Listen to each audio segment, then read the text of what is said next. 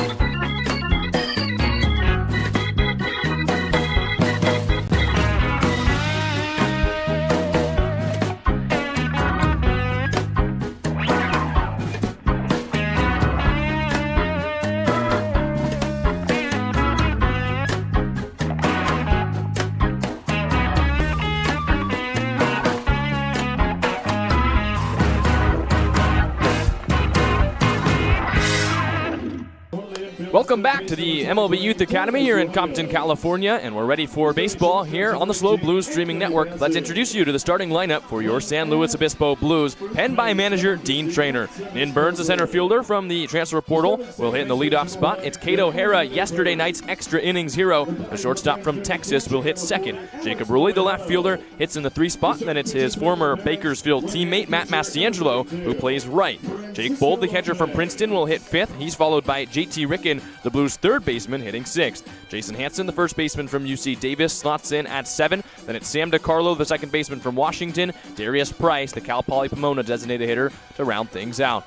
On the hill for the Academy Barons, it's Francisco Lopez, the 6'3", 225-pound right-hander, making his 4th start here in the summer for the Academy. Has a 5.4 ERA and 13 1/3 innings pitched so far. 17 hits allowed, 12 strikeouts, just the 6 walks. We'll take you around the defense for the Academy Barons. It's Max Diaz, Justin Baldwin, Jacob Klinowski in the outfield from left to right. Right side of the infield is Berber and Neighbors. Left side, Bassett and Williams. Dylan Lena gets the DH nod today, and it's Alex Laureano, the catcher. Laureano here with the throw down. Warm-ups over for Francisco Lopez, and the Blues come up a day after winning an excellent contest against the Arroyo Seco Saints, their first victory against the Pasadena squad this year. They take on the Barons in the final matchup in the season series here between these two squads. Nin Burns to lead things off. Cato Hera, Jacob Rulli due up for the Blues here in the first. So Francisco Lopez ready to toe the hill. He'll face Burns, O'Hara, and Rulli here, top 1. Last time we were here, a doubleheader, 2 7-inning games. Today, just the 1. Game will go 9 innings. Nin Burns to lead things off. Francisco Lopez from the windup kicks and deals. and Burns takes low. 1 ball and no strikes. Burns so far this season hitting .210, 4 runs batted in for the former Cal Poly Pomona center fielder in the transfer portal, still looking for a new school. The 1-0 offering, and Burns takes a fastball spotted up on the outside corner, 1-1. In yesterday's contests, Burns a couple of free bases. He walked, was hit by a pitch, and walked again in 3 straight at-bats, then hit a double in the 7th and reached on an error in the 10th. 1-1. Here he swings and misses at the fastball. Looked like he was chasing out in front of it. 1 ball and 2 strikes. Burns O'Hara Rulli, final matchup between the Blues and Barons here in 2023. Francisco Lopez, a mint glove, stares down, now fires, and Burns pops it up foul, 1-2. It's almost like Jariah Lewis's glove for the Blues, but a little bit less of a blue. This one more of a mint chip green. And then Burns trying to get things started here against the Barons. First batter of the ball game here from Compton. A 1-2 count. Lopez, the righty, kicks and deals. And Burns takes the slider high. 2 balls and 2 strikes. That pitch was called a strike a lot yesterday at Arroyo Seco. The chest high across the letters strike that was so common. Here, the first one we've seen today, called a ball. Now the 2-2 on the way. Burns shoots it foul straight back. Barely able to catch a piece and stay alive, so the count's still 2-2.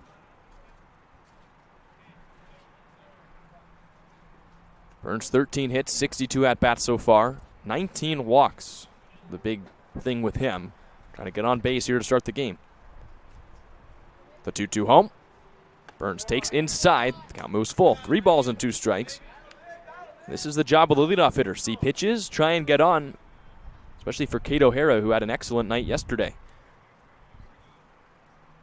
Right-on-right matchup here, first batter of the game, as Lopez delivers, and Burns takes strike 3 call. Knew it right away, a fastball across the outside corner, and that's out number 1. So a nice battle there by Burns. Saw some pitches, but eventually the fastball on the outside corner for strike 3, and now Cade O'Hara comes up. Shortstop from Texas, a game to remember. He was the hero in extra innings. Not only did he have 2 doubles and 3 runs batted in, including the hit that won the game for the Blues in extra innings, made a phenomenal play. Best of the season for the Blues on defense. A liner up the middle. He dove, caught it, and flipped to second for a double play that might have saved this season. Lopez deals. O'Hara takes a first pitch breaking ball on the outside corner, 0-1. Batting average up to .212 now for Cade O'Hara. Those 3 runs batted in yesterday, his first 3 in league play.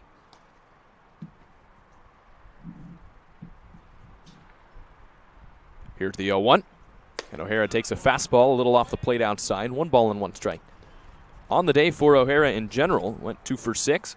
Had that double that knocked in 1 back in the 6th inning. Had a liner down the left field line. And then 1 hopped the wall in the 10th. 1-1. Here he's ahead of the breaking ball, 1-2.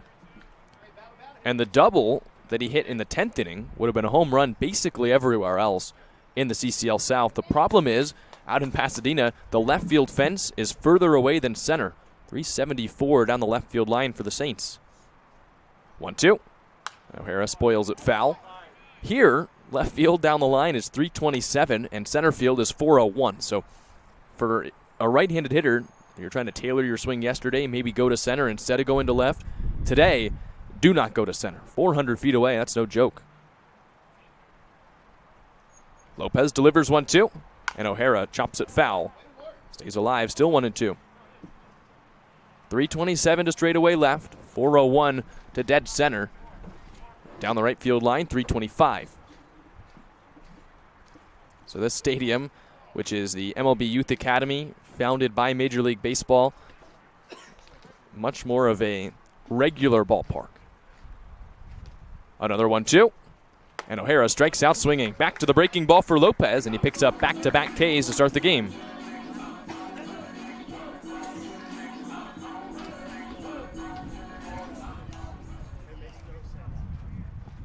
Jacob Rulli steps up to the plate now. The Blues left fielder coming off a nice day himself. Really, the Blues had an excellent offensive day in general, where everyone but one batter had a hit. Rulli 2 singles, also a sacrifice fly. Finished the day 2 for 5. Another right-on-right matchup. Lopez continues to work from the windup. He deals. and Ruley takes a fastball off the plate. 1 ball and no strikes. The Blues 3-hole hitter hitting .231 this season. A home run in the last game he played here. His one big fly of the season. 9 runs batted in. Takes a fastball here. Same spot, same result. A little off the plate outside. 2 balls and no strikes. Straight up defense on the infield. Outfielders, as we saw the last time we were here, pinch the gaps, leaving the lines open. 2-0 offering, and Ruley ahead of the breaking ball. 2 balls and 1 strike. The left fielder, Diaz, you can see on your screen, way off the left field line. Same thing, not quite as harsh, but basically the same for Klinovsky in right. Lopez is 2-1, and Ruley takes outside. 3-1 the count. Ruley, another Blue that will take his walks. 16 walks to 15 hits so far across 71 plate appearances. Good for a .231 average. Lopez delivers, and Ruley pops it foul down the right field line. It hits off the lights and bounces off the top of the dugout a couple of hops, and now it stands right behind the dugout. He hit that light pole that's right behind the front of the Blues dugout. Count evens up, 3-2. So Lopez trying to go 1-2-3 here in the first. Full count on Jacob Ruley. Matt Mastiangelo on deck.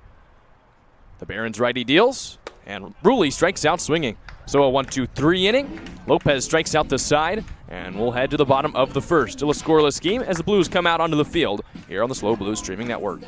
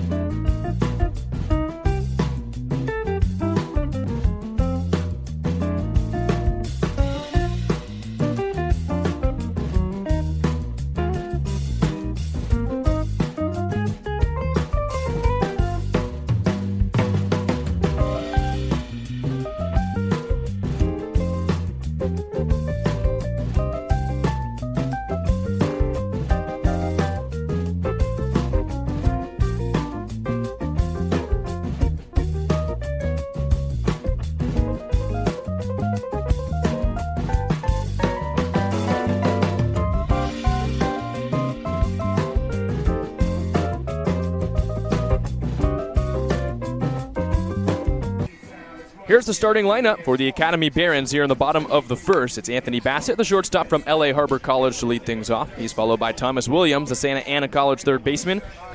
Kamau Neighbors, the second baseman from CSUN, hits third. Max Berber, the first baseman from Whittier, in the cleanup spot. That is Jacob Klinovsky, the right fielder from Cal State East Bay. Alex Laureano, the catcher from Glendale Community College. Lena Diaz Baldwin in the bottom third. And they'll face Matthew Gonzalez here for the Blues. Gonzalez's fourth start of the year, and it comes in the final game here between the Blues and the Barons. Anthony Bassett, the shortstop, up at the plate, and he's swinging first pitch. Lines one out to center. Camping over to his left is Nin Burns, and he makes the catch on the first pitch. Starting defense here for the Blues in the bottom of the first inning. Jacob Ruley, Nin Burns, Matt Mastiangelo in the outfield from left to right. Hansen and DiCarlo man up the right side of the infield. Left side occupied by O'Hara and Ricken. It's Bold catching and Darius Price, the DH. Blues went 1-2-3 in the first inning, 3 strikeouts. And now on one pitch, Gonzalez gets Bassett. He now faces Thomas Williams. Williams squares to bunt and takes a fastball in the inside corner, 0-1. Williams, a third baseman from Santa Ana College, hitting .261, 7 runs batted in. Gonzalez into his windup, he deals, and Williams takes the slider low and in, 1-1 the count. So far on the season, Matthew Gonzalez, a 3.27 earned run average in 22 innings. 1-1. Swing and a chopper to the right side. DiCarlo over to his right, gloves below his body, and throws on to first in time for the out. So Gonzalez efficient pitching through the first two batters, and now it'll be Kamau Neighbors, the second baseman, to come up. Second baseman at a season number 1, Kamau Neighbors. Neighbors, the average leader in the CCL South, stepping up to the plate. The CSUN second baseman hitting .384 with a home run, 11 runs batted in so far in league play. Switch hitter batting left-handed here against the righty Gonzalez. He has torched the Blues so far this year. Really everyone in the South. As he takes the first pitch slider down low a little bit. 1-0 the count. Hits for average, has a little bit of power, and knocks in runs. 1-0 offering. And there's a liner into left. Another base hit for Neighbors. First base runner here in the game. He leads off first. Back pick goes there, and Hansen can't quite apply the tag in time. It's a single for Neighbors with 2 away. Really, what's new? We've seen Raider Tello, now Kamau Neighbors on back-to-back days, and all they do is hit. Now it's Maximus Berber trying to keep the 2-out rally going. Berber, a two-way player, coming into his own more as a hitter recently. The first baseman from Whittier watches a pickoff throw go to the first base bag, and Neighbors dives back in. Berber hitting .267 with 4 runs batted in so far across 15 at-bats. Runner at first, 2 away. Bottom of the first inning, the final matchup between these two squads. Gonzalez, 3 straight picks to first, and Neighbors, really, it's not close. Hansen hasn't really even had that much time to try and apply a tag. But you got to be careful with Neighbors, 10 of 15 on stolen bases. Pitch on the way now to Berber, and it's a slider on the outside corner, called strike 1. Gonzalez coming into this game, 24 hits, 22 strikeouts in 22 innings. So averaging a K an inning. As he deals 0-1, and Berber takes outside, 1 ball and 1 strike. You'll see the fastball and the slider. Also has the changeup, and really it alternates each start which pitch is better, the slider or the changeup. His last time out, closing against the Barons, he went to that slider, and now he throws a pickoff throw down the right field line. Neighbors racing to second. He'll put on the brakes there. It's a 90-foot mistake on the 4th different pickoff move from Gonzalez, and a runner in scoring position now. So a little paranoia from Gonzalez with the speed of Neighbors at first, and now the speed is at second base. An RBI chance here for Berber, already 4 in his first 15 at-bats as a Saint. Still 1-1 the count on the tall, strong right-handed hitter from Whittier. Gonzalez will look back to second. Now he fires. And Berber out in front of the slider. 1 ball and 2 strikes. It was a lot of that against the Barons when Gonzalez came in to close the second game of that doubleheader. So who sees, really? Maybe it is the slider that he's more confident in right now. 1-2 the count. Gonzalez set just above the bell. Right-hander goes, and Berber chases the slider, strike 3. A nice pitch there from Gonzalez. He strands the runner at second, and we're heading top 2 here on the Slow Blues Streaming Network.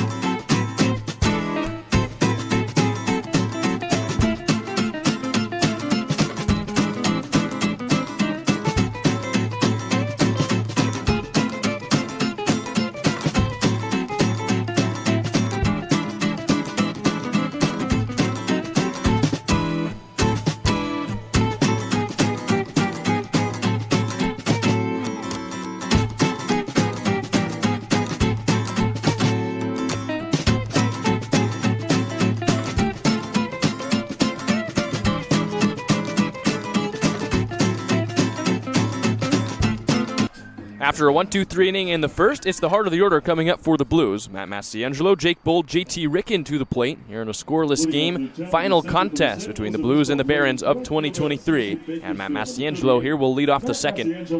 Francisco Lopez struck out the side in the first, got all three of the first Blues hitters down via the K. And Mastiangelo, who's only struck out twice this summer, will look to end the streak. Lefty here leading off the second inning as Lopez still from the windup. Fiddles with his glove. Now he kicks and fires. Mastiangelo takes the fastball low, 1 ball and no strikes. The Blues right fielder today, after playing first yesterday, Mastiangelo hitting .366 on the summer, 11 runs batted in.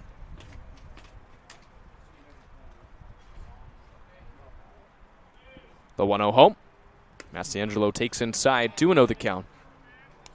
On base percentage still well above 500 for Mastiangelo as he steps out, readjusts the gloves, grabs a handle of the bat. 16 walks, 15 hits, and 41 at-bats. Lopez is 2-0. Mastiangelo takes low, 3 balls and no strikes. Just excellent command of the strike zone, and it's on display here in this at-bat. 3 tough takes to get ahead in the count. And we mentioned only the 2 strikeouts. One of them came yesterday as he was trying to expand the zone to get things done for the Blues, but not one to normally strike out. And he is one to walk, but this time he's hit by the pitch. So a 3-0 fastball comes inside, clips him on the ankle. He'll take first. That's the first base runner here for the Blues to lead off the second. The free 90s just continue to rack up for the former Bakersfield Roadrunner. That's now 6 hit by pitches, 16 walks in 14 games.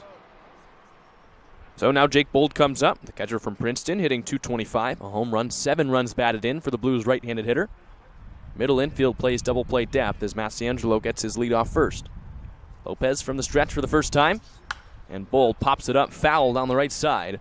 No balls and 1 strike. Bold, an excellent hitter in his freshman campaign at Princeton. 34 starts and 34 games played, hit .313, 3 homers, 24 runs batted in.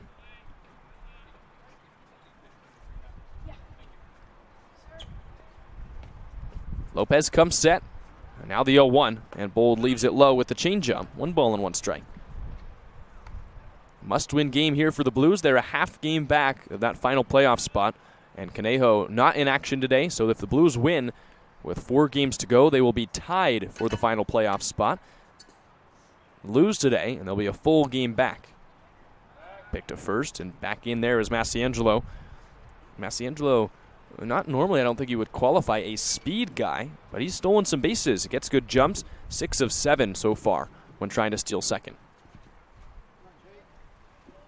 The 1-1. Bold leaves it low again, 2 balls and 1 strike.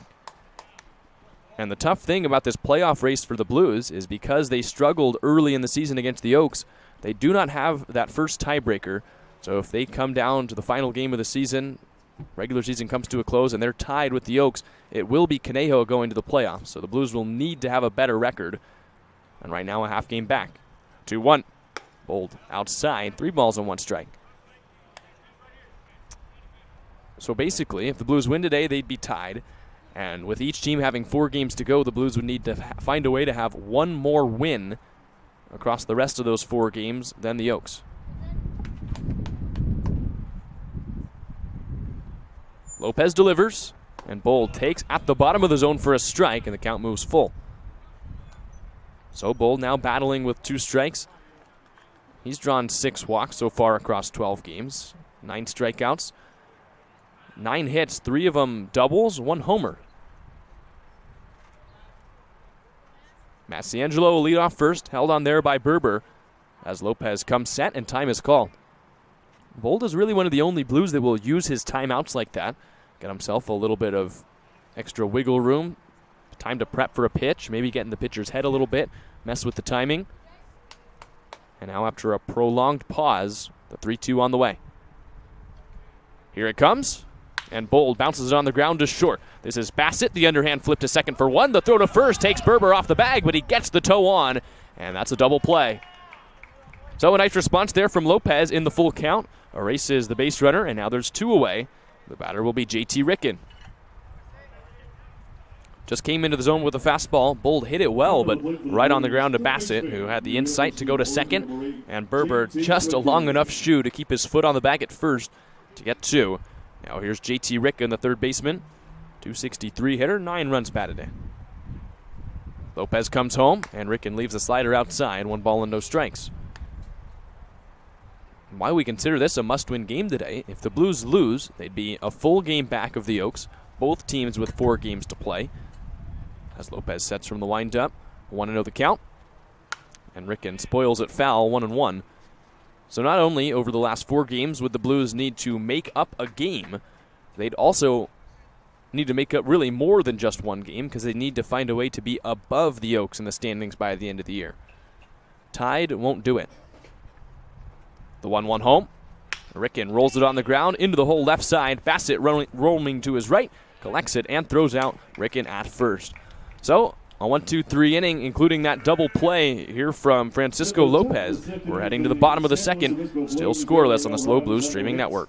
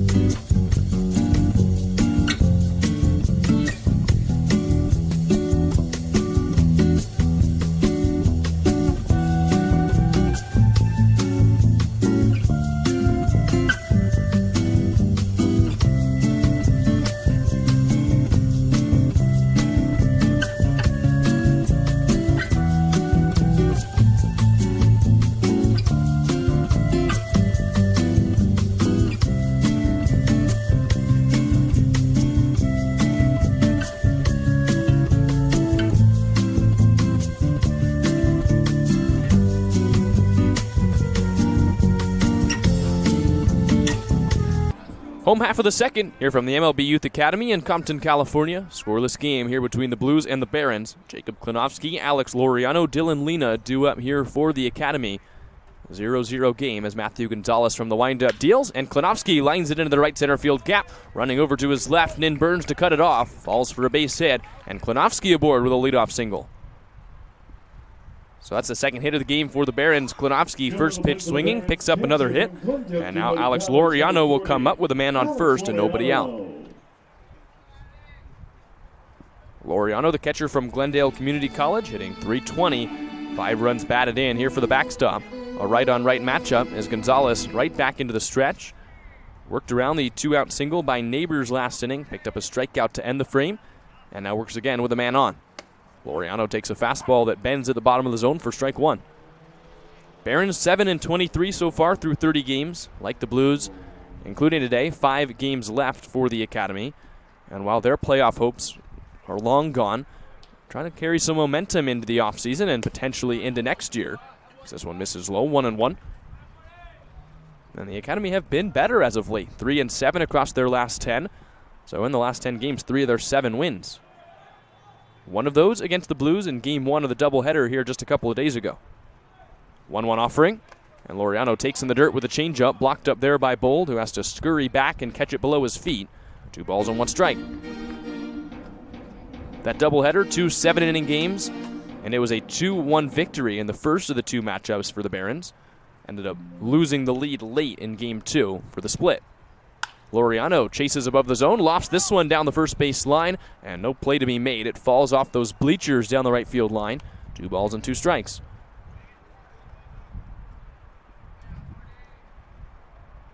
Barons also beat the Oaks a couple of times last week. Those are the 3 wins. And every time that we've seen them, they have not looked like a team this far out of the playoff race. They've played the Blues incredibly tough this season. Gonzalez delivers. Laureano strikes out swinging. 2 strikeouts now for Gonzalez. That's out number 1 here in the second. I mean, every game that we have seen between these two teams, it has been close. It's been tense. These two teams have gotten a little chippy with each other at times. But the baseball competition has always been there. And I think it's specifically the pitching for the Barons that's been better against the Blues than against most of the other competition they faced. Here's Dylan Lena with one away. Lena takes a first pitch changeup inside, 1 ball and no strikes. Big reason the offense has been good this year for the Barons against the Blues. Dylan Lena down the order a little bit as he's been slumping a little bit more as of late. The DH from Golden West College today batting 7th after really we've seen him most of the year in either the 3 or 4 spot with not much movement. Klinowski still leads off first. Runner aboard with 1 away. A 1-0 count on Lena. Gonzalez steals, and Lena chops it foul towards the on-deck circle. 1 ball and 1 strike. Lena hitting .344 still on the league season, but that's dropped about 40 to 50 points since last week. 2 homers, 18 runs batted in. The 1-1 home, and Lena lofts it on the right side of the infield. Sam DiCarlo, the second baseman, calls everyone off, fights the sun with his sunglasses, and makes the catch. So 2 outs now in the inning as Lena pops out, and the batter will be Max Diaz. Diaz, the left fielder from the University of New Orleans, 186 average, 8 RBI. 8-hole hitter comes up now, runner at first, 2 away as Gonzalez has retired 2 straight after giving up the inning starting single. First pitch here to Diaz, and the left fielder takes the slider high, 1 ball and no strikes. Matthew Gonzalez, the starter for the Blues in the transfer portal, was talking today to us saying he hopes to commit sometime soon to his next school. A 1-0 on the way. Way high and inside. 2 balls and no strikes. Still a secret as to who that is, but Gonzalez, we're hoping, finds a new home soon after transferring out of UC Colorado Springs. Here's the 2-0. Diaz swings and misses at the fastball, 2-1. That one was at the letters, and Diaz, huge eyes as he wanted to crush that pitch, but just underneath the high heater, 2-1. Klinowski leads off first, not a threat to steal. Pitch on the way, and Diaz pops it up straight back and foul. 2 balls and 2 strikes. And from what we've seen from Gonzalez, a pitcher who didn't pitch last year at all at UC Colorado Springs, for how impressive he has been here for the Blues, we hope he can end up at somewhere great. He's been so dominant on the hill. 2-2. Diaz takes high all the way to the backstop through the glove of Bold, and Klinowski will take second. So the count moves full, a runner moves into scoring position, and now a chance for the Barons to score with 2 away. 2+ pitches out of Gonzalez, the slider and the changeup. Maybe the fastball isn't hugely powerful. It doesn't ring up there in the low to mid-90s like some other Blues do, but he spots it up well. Had good command all season. He deals here 3-2, and Diaz leaves it high. It's a walk, and now runners at first and second. So who knows? Gonzalez, I think that from what we have seen here on the summer, deserves a real chance at a quality program, and hopefully he gets one. Got a battle here now in the second inning. Runners at first and second with 2 away. And the batter will be Justin Baldwin, a 9-hole hitter to the plate. The left-handed hitting center fielder from West LA College comes up. Klinowski at second, now Diaz at first. Gonzalez kicks and fires, squaring to bunt is Baldwin, and he takes that one inside, 1 ball and no strikes. Baldwin hitting .278, 3 runs batted in here on the league season.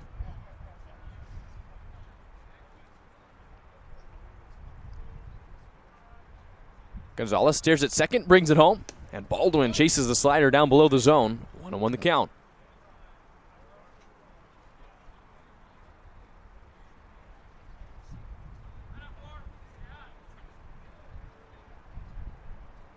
Here's the 1-1. Baldwin again chases the slider down right near the plate, just above his ankles, 1-2. So now Gonzalez a strike away from a scoreless second inning. Had to battle a cut across a couple base runners in each of the first 2 innings, trying to end it scoreless nonetheless. He deals 1-2, and he misses low with the slider, went right back to the well, and this time Baldwin able to hold up. 2-2. Leadoff hitter Anthony Bassett is on deck. Bassett started the game with a strong line drive to center that hung up for Nin Burns on the first pitch. 2-2 the count, 2 runners aboard, 2 away here in Compton. Barons and Blues. Gonzalez sets the belt. A look to second. Now a second look. He brings it home. Baldwin strikes out swinging. Third strikeout for Gonzalez, and he works a scoreless second. We're heading to the third. Still a 0-0 game here on the SLO Blues Streaming Network.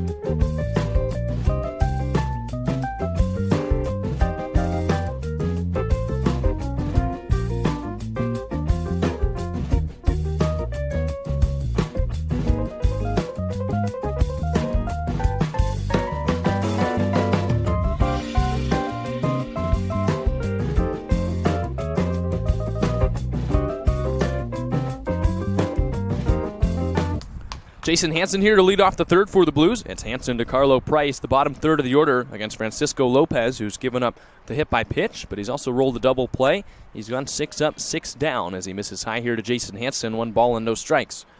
Hansen, the first baseman from UC Davis, average has dipped down below 300, right at 298, 6 runs batted in. The 1-0 home.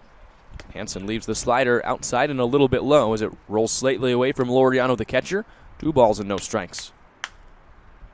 Hansen heading to UC Davis by way of Yuba College. Hitters count here in the top of the third. Lopez delivers. Hansen watches it a little bit too high.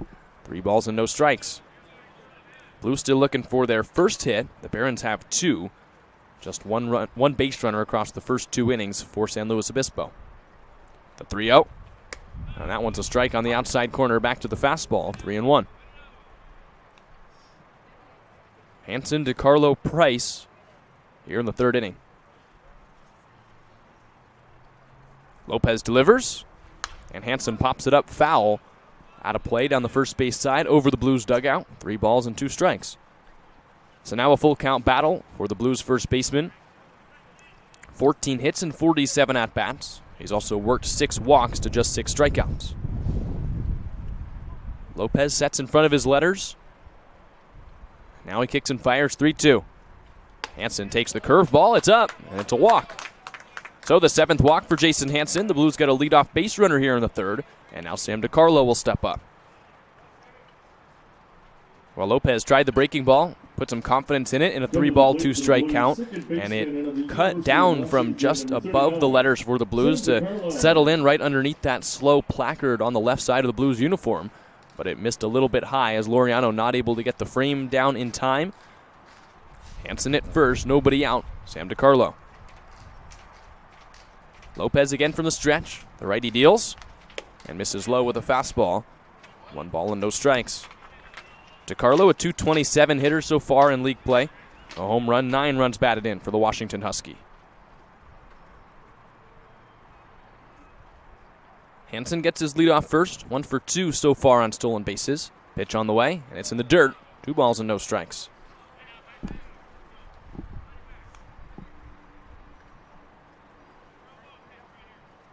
Hitters count here for Sam DiCarlo, trying to find that power stroke. Hit a home run in his first Blues game. Doesn't have one since. Hitting just below 230. 2-0 offering. He takes low again. 3 balls and no strikes. This is Francisco Lopez's 4th start, as now Laureano will go out to talk with a right-hander. Previously, he just had 6 walks and 13 and a third. Hit Massiangelo in the second inning. Now Hansen aboard via the base on balls and in danger of walking his second straight hitter with Darius Price on deck.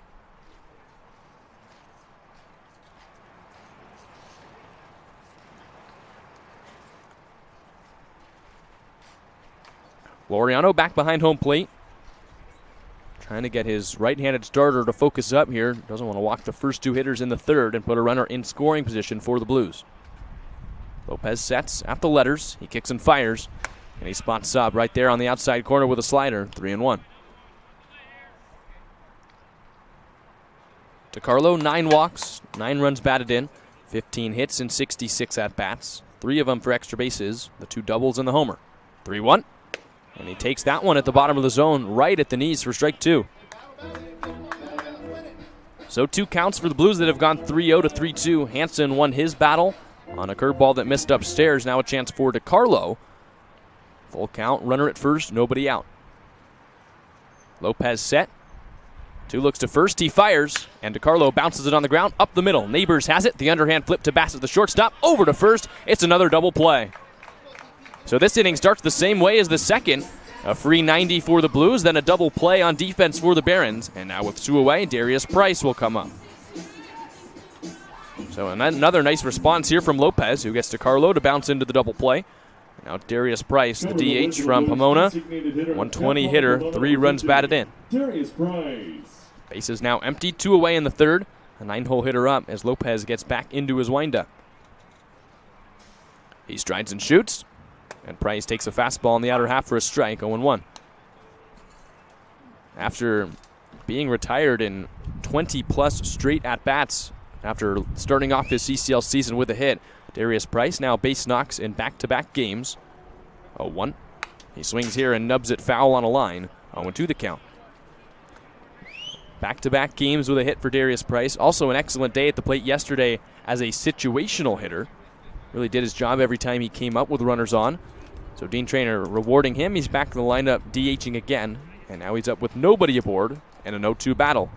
Lopez comes home and Price takes a little off the plate. 1 ball and 2 strikes. In yesterday's game, Price hit a line out in the third that moved a runner over. Singled down the line in the 5th. Picked up an RBI on a ground out in the 6th and then walked in the 10th. The 1-2 home. And Price takes the slider low. 2 balls and 2 strikes. So maybe breaking out of the slump. Darius Price, a 2-2 battle here in the third.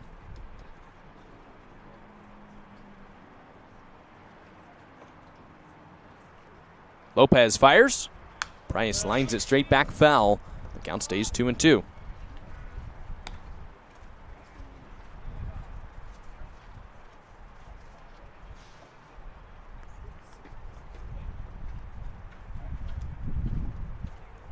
Price this season has 11 strikeouts and 25 at-bats. Looking to avoid that fate here with a 2-2 count, 2 outs. Lopez from the windup delivers, and Price takes the slider outside again. And from 0-2 to 3-2 we go. Another full count here for the Blues. So all 3 hitters so far in this frame getting to a 3-2 count. And now Darius Price looking to win the battle and bring up Nin Burns, the leadoff man who stands on deck. Here's the payoff. And Price breaks his bat, a lofted line drive into right, and it's another hit for the Blues DH. So Darius Price's bat dies a hero, and now he's at first. First base hit for the Blues, and a runner on with 2 outs. Make it 3 straight games for Darius Price with a hit. And those are the kind of hits that fall when you're going right.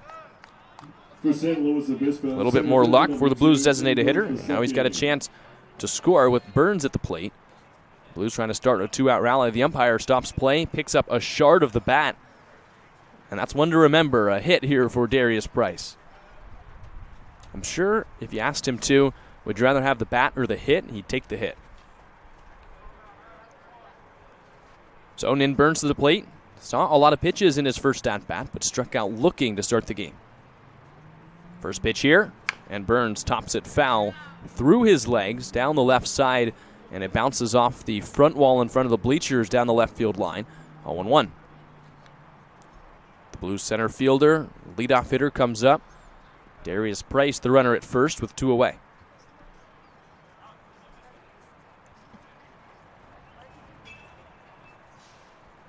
Lopez back in the stretch. Comes set below his chin and delivers. And Burns takes a slider, center cut for a strike. It's 0-1. So no balls and 2 strikes. Shortstop Bassett playing Burns way deep, nearly on the outfield grass to give himself a little bit of extra room to throw out the speedy Burns. Pick to first, and Price dives back in. Darius Price has not attempted a league stolen base yet this season. Stands there with an 0-2 count, 2 away. Burns trying to battle with 2 strikes as Lopez comes set. Now he delivers, and Burns takes the slider outside. Price, a delayed steal, and he takes second base. There's a first for everything. Darius Price, a stolen base, puts himself in scoring position with 2 away. And the catcher Laureano, who was trying to frame strike 3, just never saw him going. There was no call on the infield. And now a chance for Nin Burns to pick up his 5th league RBI. Has to do it in a 2-strike count. 1-2, 2 away. Pitch on the way, and it's low, 2 balls and 2 strikes. So Burns is continuing to see it well here against Francisco Lopez. Lopez won the battle the first time up. Burns looking for the second laugh. Here's the 2-2. It's in the dirt, another slider, blocked by Laureano. 3-2 now the count. So all 4 hitters here in the frame so far for the Blues have gone to a full count. And then Burns trying to win the battle, bring in a run. Second baseman Neighbors holding on Price at the second base bag. SLO looking to strike first here in the 3rd, all with 2 outs.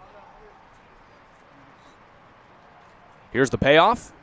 Burns tops it foul down the first base side, hooking over the side fence as the count stays full.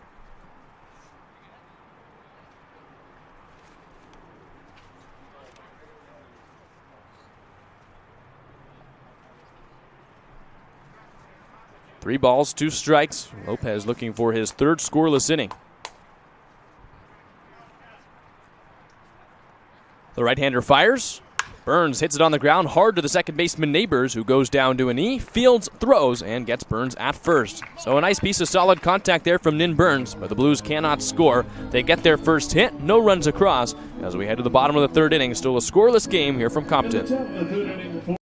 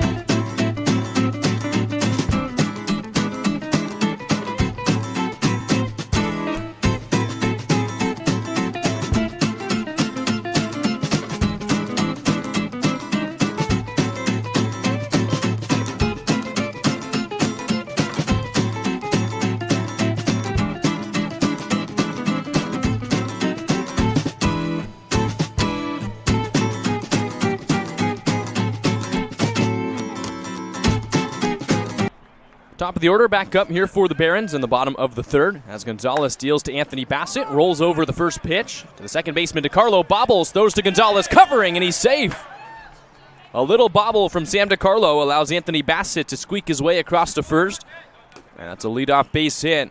That'll be an error probably on DeCarlo, but a leadoff base runner here in the 3rd. Anthony Bassett aboard, and now Thomas Williams comes up.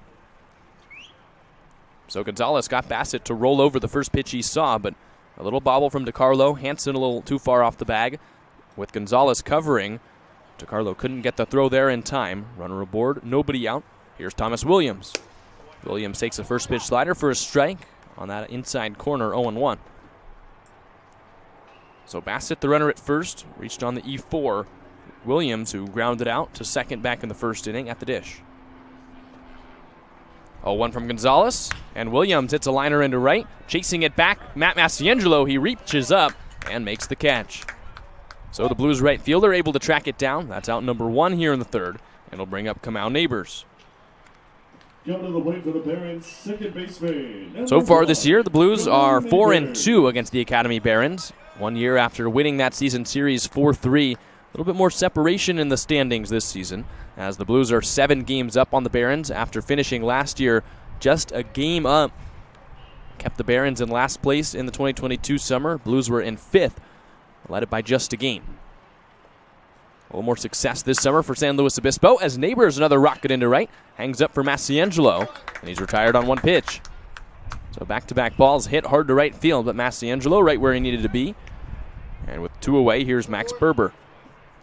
It's a little bit more of success this year for the Blues and less success for the Barons. That's what allowed this standing separation. 2 teams have played each other well, though. Max Berber takes a slider outside, a nice diving block from Bold to keep Bassett at first, 1-0. We were talking about it earlier. Every game between these 2 teams has been really an entertaining contest. Hasn't been an easy win either way. Swing and a miss here from Berber, 1-1. Bassett, the runner at first, 2 away here in the bottom of the third. Final matchup between the Blues and Barons of 2023. The 1-1, and Berber chases the slider again. It's been his kryptonite today, 1-2. That's the 4th or 5th of those that through 2 at-bats he swung and missed at below the zone. And if you're Gonzalez, you might think about going back to it here. Berber takes about a foot step up in the box, getting ready for that slider. 1-2.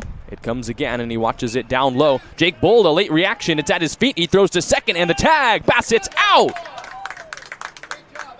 So Bassett tries to swipe second on the ball in dirt, and Jake Bold says, not this time. Bassett out of the second base bag. We head to the top of the 4th. Jariah Lewis will come and join us for an interview here on the Slow Blues Streaming Network and a scoreless game here from Compton.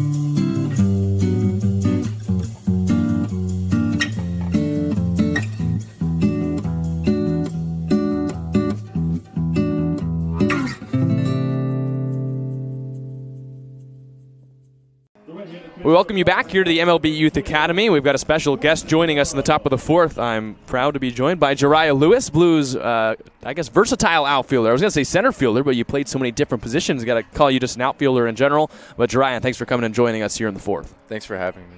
I've got a couple of questions for you. We'll start with baseball and then get to the more entertainment-related questions.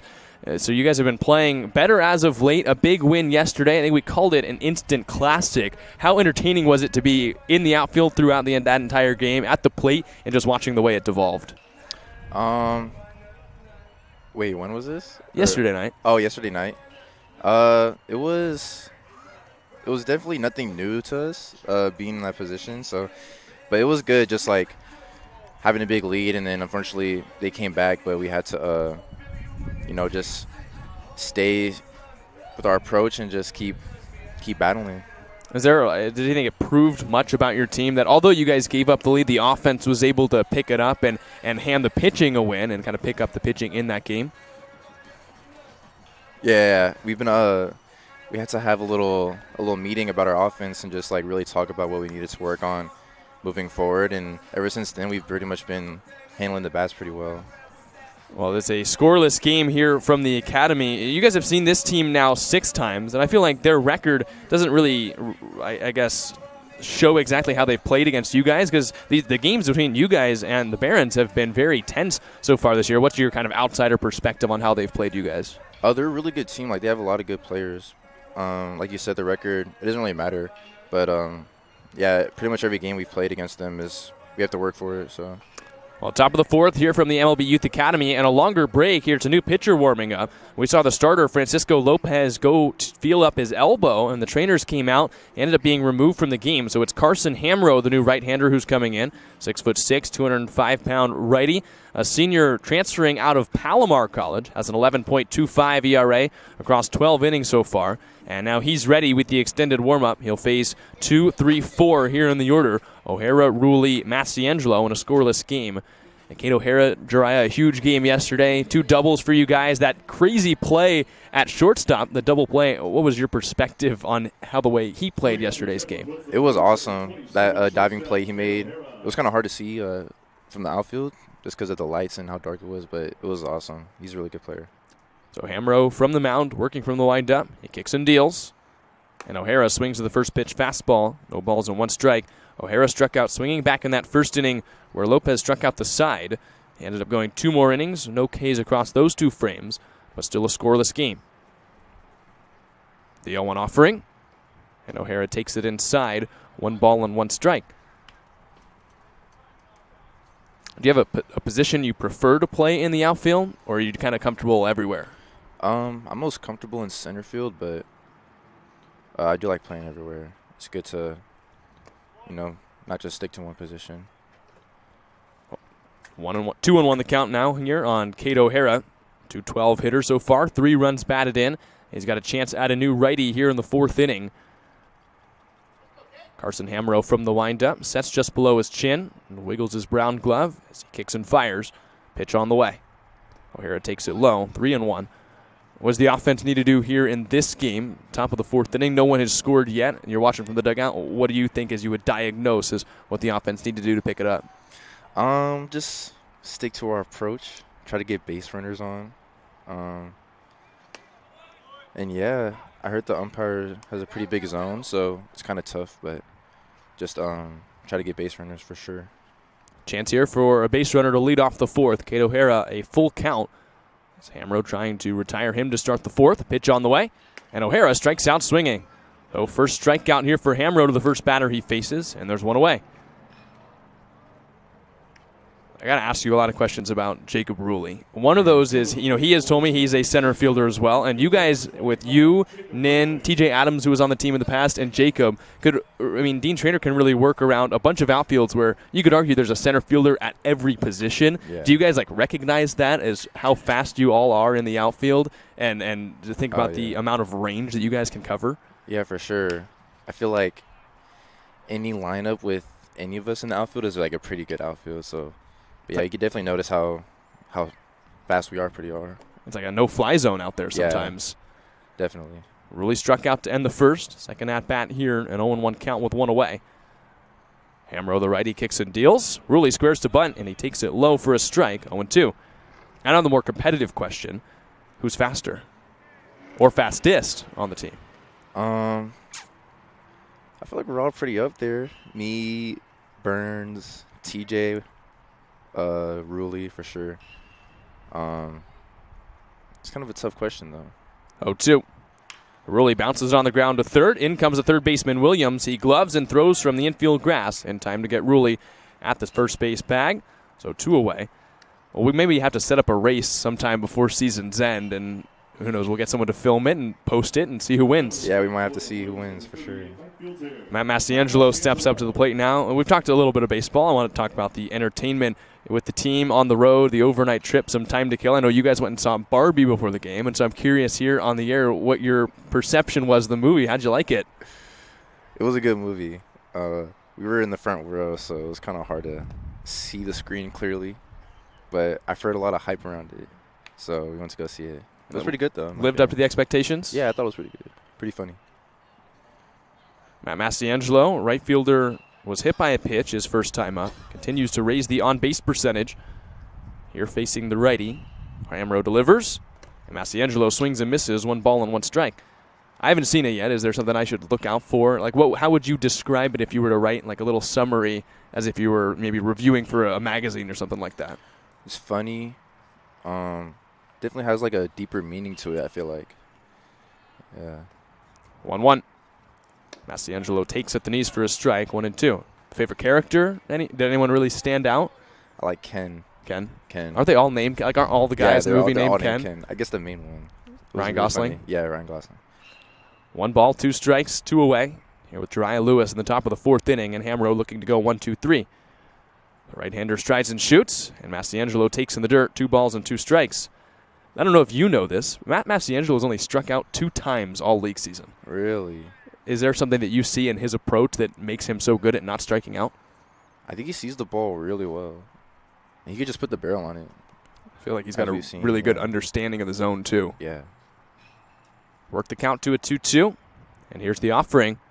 Mastiangelo hits it on the ground, up the middle. The second baseman neighbors a couple steps to his right, makes the short arm throw in time for the out. Well, Jariah, thanks for joining us here in the top of the 4th inning. Good luck the rest of the way. Thanks for having me. Thank you.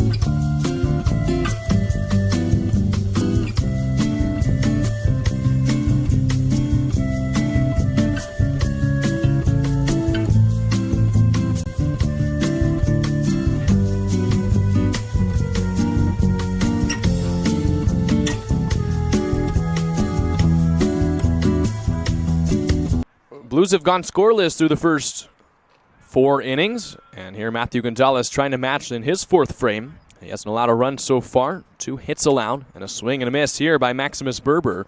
No balls and 1 strike. So Gonzalez, 3 strikeouts through the first 3 innings. He got Berber to strike out swinging his first time. And now he's got him 0-2. Berber was at the plate when the runner Bassett was thrown out trying to take second to end last inning. And now back in a 2-strike count. Gonzalez from the windup. The righty kicks and fires, and he struck him out. 3 sliders, and that's out number 1 here in the 4th. Well, Berber just is not picking up the spin on that pitch as he's still trying to get comfortable as a two-way player. Started the season as the closer for the Barons, and he's been used more as a hitter as of late. but Matthew Gonzalez made quick work of him to start the 4th inning, and now Jacob Klinowski comes up. Klinowski, the right fielder from Cal State East Bay, singled back in the 2nd, eventually made his way to the second base bag, but was stranded there. 1 away as the left-hander comes to the plate, hitting now above 280 on the season, a home run, 16 runs batted in. He leaves the first pitch slider down low in front of home plate, 1 ball and no strikes.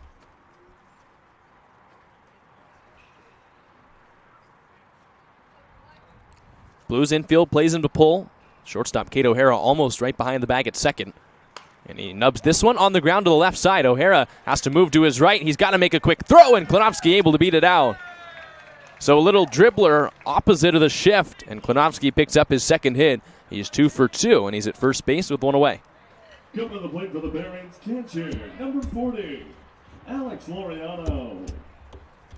So an unfortunate turn of events here for the Blues, and now Alex Laureano will come up. Runner at first base, 1 away. Catcher from Glendale Community College struck out swinging back in the 2nd.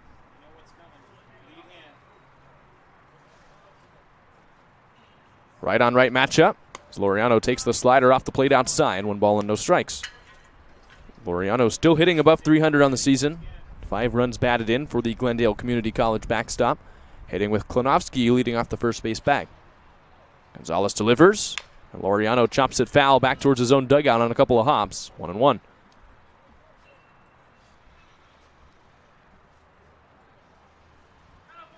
Laureano played in a handful of games as a freshman at Glendale Community College. Did not play in any action last year.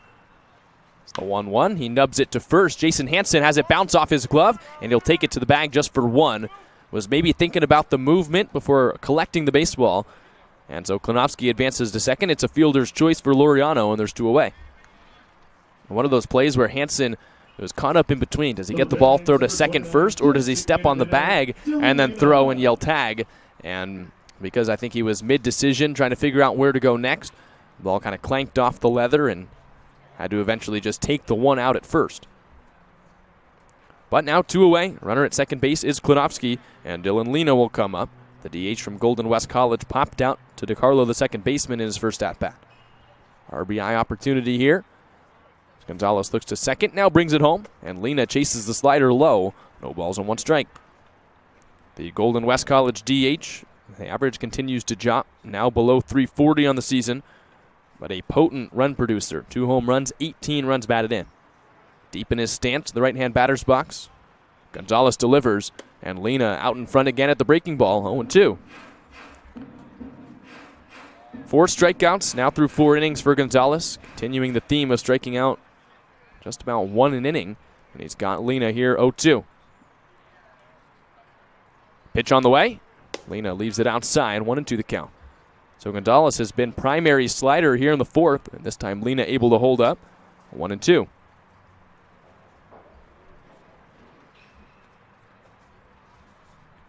Klinowski at second as the Barons try and strike first here with 2 outs in the 4th inning. The 1-2 on the way, and that's in the dirt. 2 balls and 2 strikes. Just past that back right foot of Dylan Lena, it skidded off the glove of Jake Bold, who kept it in front. 2-2 the count, 2 outs, a runner at second.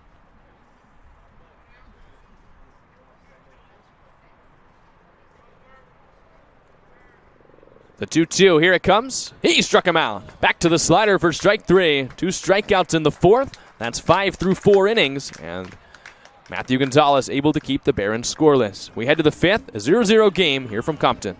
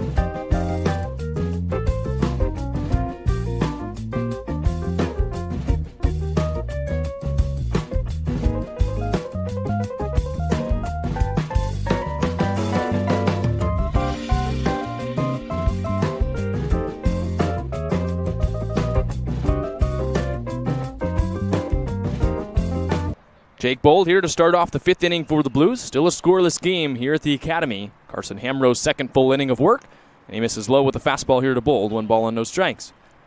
The Princeton catcher hit into a 6-4-3 double play his first time up. He's 0 for 1.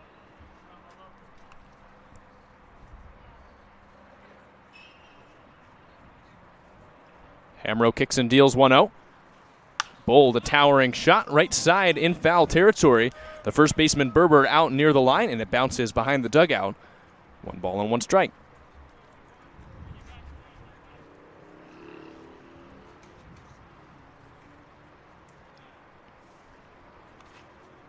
Final game here between the Blues and the Barons, and still waiting to see which team gets on the board first. Bold, Rick, and Hansen here for the Blues in the 5th. The 1-1 offering. Bold hits a rocket shot into the glove of the third baseman, Williams. What a play. A leap at the last second to rob extra bases from the Princeton catcher, and just like that, 1 away. Unreal. That had to have been hit 100 miles off the bat, if not more. And Williams, a leaping snag to take the hit away. Wish we could watch that one back in real time. Williams, an excellent jump, and reached his apex to bring the ball down. First out here in the 5th inning. Now JT Ricken up. Hamro kicks and deals, and Ricken takes the slider outside, 1-0. So Bold with the ball off the bat, thinking 2 or maybe 3, and watches it right into the glove of Williams. His excellent piece of art brought down for an out. 1-0 here. Ricken leaves it in the dirt. The changeup a little low. 2 balls and no strikes. Ricken, the Blues' third baseman, bounced out to the shortstop Bassett back in the 2nd inning. He's 0 for 1. Blues have the 1 hit, the 1 walk, and the hit by pitch. 2-0 home. Ricken takes outside. 3 balls and no strikes. It's Jason Hansen, the first baseman, on deck. Hansen drew that walk to lead off the 3rd. Price had his single in the 3rd inning as well. And the hit by pitch was to Mastiangelo. So 3 base runners across the first 3 and a 3rd. And now we're here in the 5th. The 3-0 offering. Ricken takes the fastball in the inside corner for a strike. 3-1. Ricken so far this season hitting just above 260. And 9 runs batted in for the former Oregon Duck. Hamro kicks and fires. Ricken bounces it foul, and the count moves full. So 3-2, 1 away here in the 5th inning. Both teams looking to find the scoreboard. It's been 3 hits so far for the Academy Barons across their 4 innings. 4 1/3 frames for the Blues, just the 1 base knock.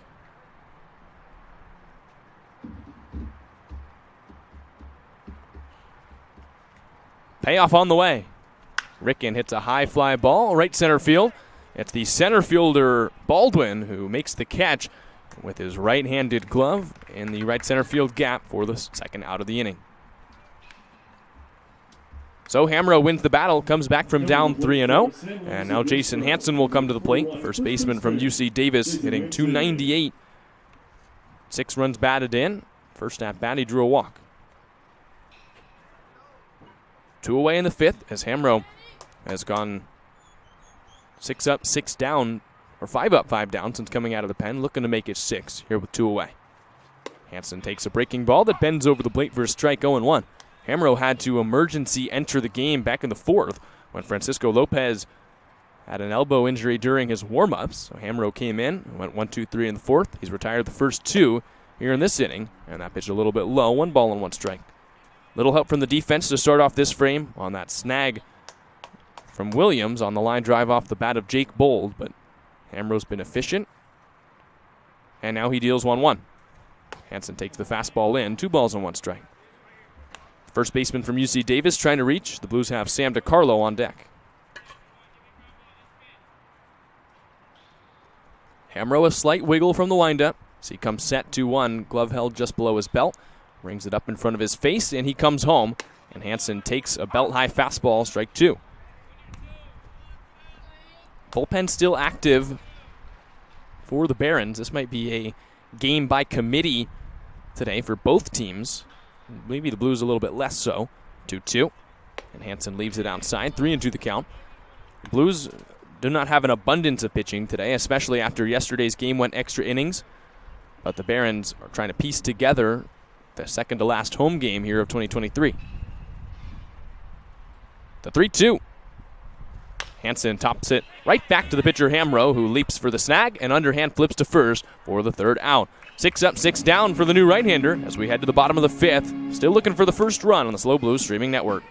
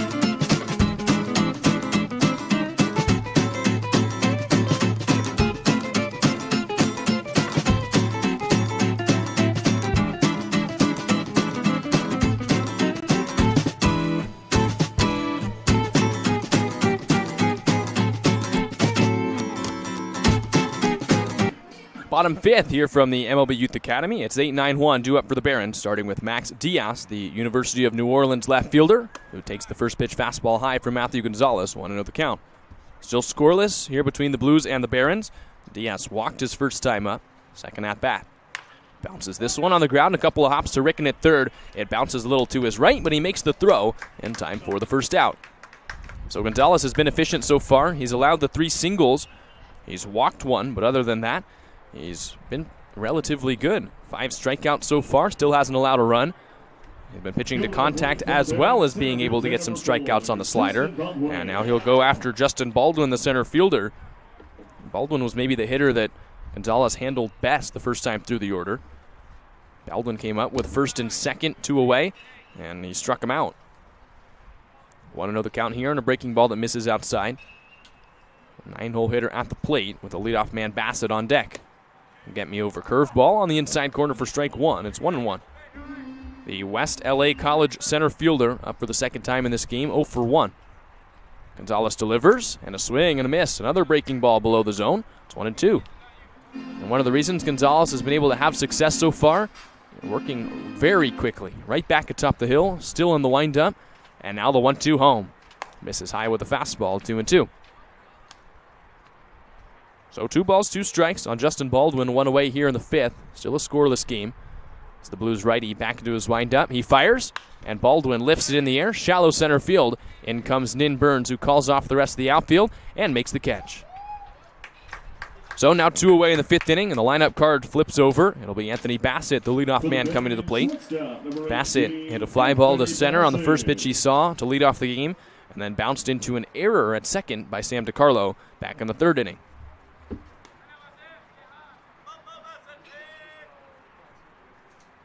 Third time through the order here for the Barons. Gonzalez starts out Bassett with a slider on the inside corner and gets a swing and a miss. No balls on 1 strike. The shortstop from LA Harbor College has knocked in 6 so far this season. The batting average now below 240. Takes a curveball there, a strike on the outside corner, and a low one at that. Jake Bold with a nice frame on that low outside corner. Gets strike 2, and now 0-2 the count. Gonzalez in his windup, looking for a quick 5th. He deals, and he misses high. A fastball past the chin of Bassett, 1 ball and 2 strikes. Bassett didn't see any action at LA Harbor College. Now here leadoff man, and he ropes this one on the ground. Another chance for DiCarlo onto the outfield grassy ranges, and he makes the throw. 5 scoreless innings here from the Youth Academy, and the first team to score might be the first team to win. Matthew Gonzalez a scoreless 5th. We head to the 6th inning, a 0-0 game here from Compton.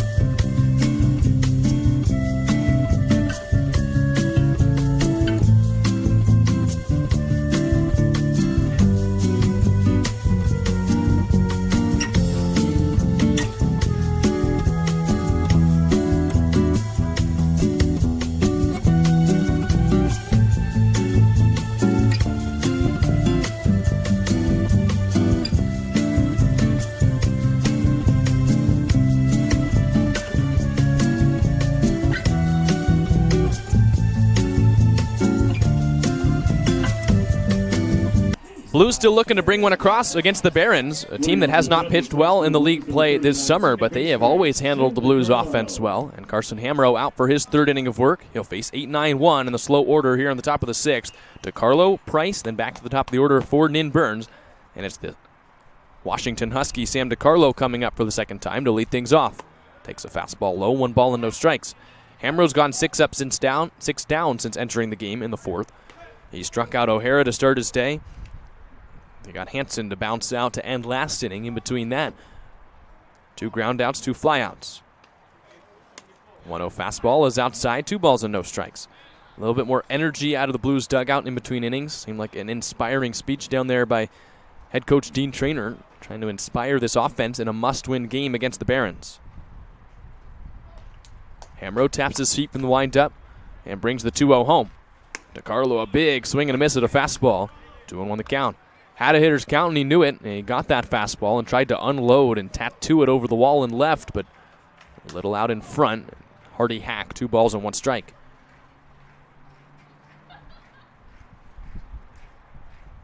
Hamro deals 2-1. And DeCarlo takes outside. 3-1 the count. Blues have gotten the leadoff base runner on twice in this game. In the second and third, they got a hit by pitch and a walk. They still have just the 1 hit. That was Darius Price's single back in the third. And Price is on deck here. The 3-1 on the way. And DeCarlo ropes it down the third base line. Foul ball. Just past the umpire at third. Williams not a chance to snag this one. And the count moves full.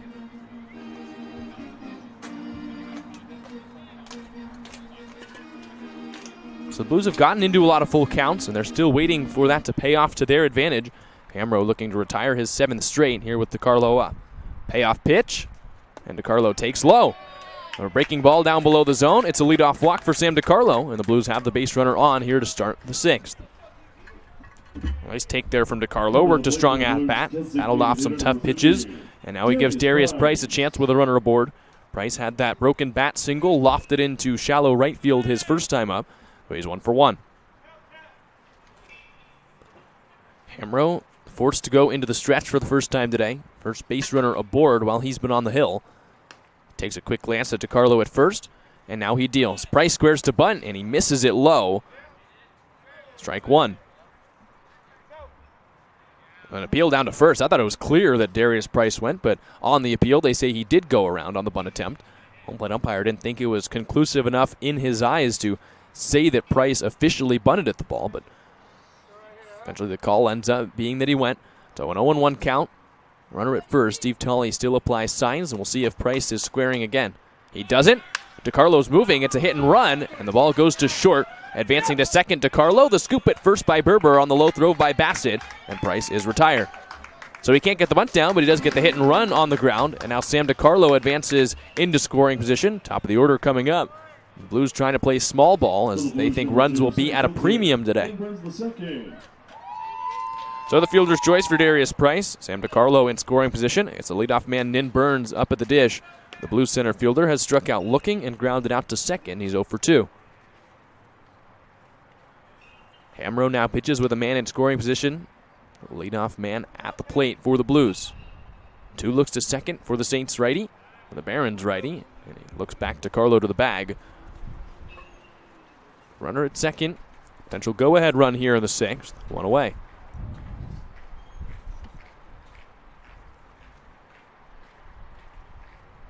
Hamro slightly bent at the waist. Front foot slightly offset. Now he deals. He misses outside with a fastball, 1-0. When he comes set, he has that back leg slightly bent, and the front foot has a righty that is a little bit angled and open towards the first base side. Stares in for his 1-0 sign. DeCarlo will lead off second. Held on there by Neighbors, the second baseman. The 1-0 home. Burns hits a pop-up straight back. Chasing it back to the screen, Laureano. He watches it towards the netting, and it's over the netting off the top of the press box. 1 ball and 1 strike. Blues looking for a run. They have been few and far between in the games between these two teams. Blues have been a good pitching team all year. The offense has struggled, but the Barons have pitched the Blues well all season. That's really the the main reason that the games between these two teams have been so close. 1-1 the count, 1 away. Sam DiCarlo the runner at second. Hamro looks there, now brings it home, and Burns takes inside with a fastball, 2-1. Kate O'Hara, the shortstop from Texas, is on deck. Blues trying to build a rally here in the 6th and strike first.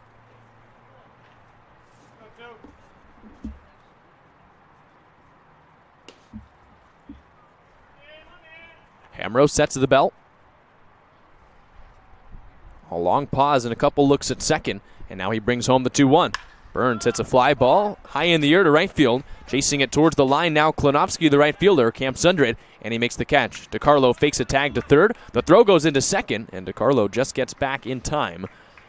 So it's a fly out for Nin Burns. DiCarlo has to stay planted at second base. Now there's 2 away. Coming to the plate for the Blues, shortstop number 27. So Burns is 0 for 3, and now a chance for Kate O'Hara, an RBI opportunity.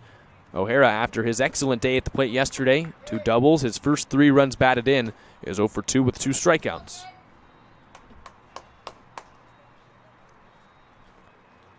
Chance here to put the Blues in front. Productive day at the plate in yesterday night's extra inning contest. The hero of the game looking to be the first here today for the Blues. And that pitch is behind him all the way to the backstop. A slider that just never broke. And DiCarlo advances to third on ball 1. And DiCarlo, or O'Hara rather, seems spooked at the plate. That pitch he saw coming in as a slider, and it just never moved. Stayed right behind him as he had to bend forward in order to not be hit. All the way to the backstop. Now a 1-0 count. The go-ahead run 90 feet away. Hamro kicks and deals.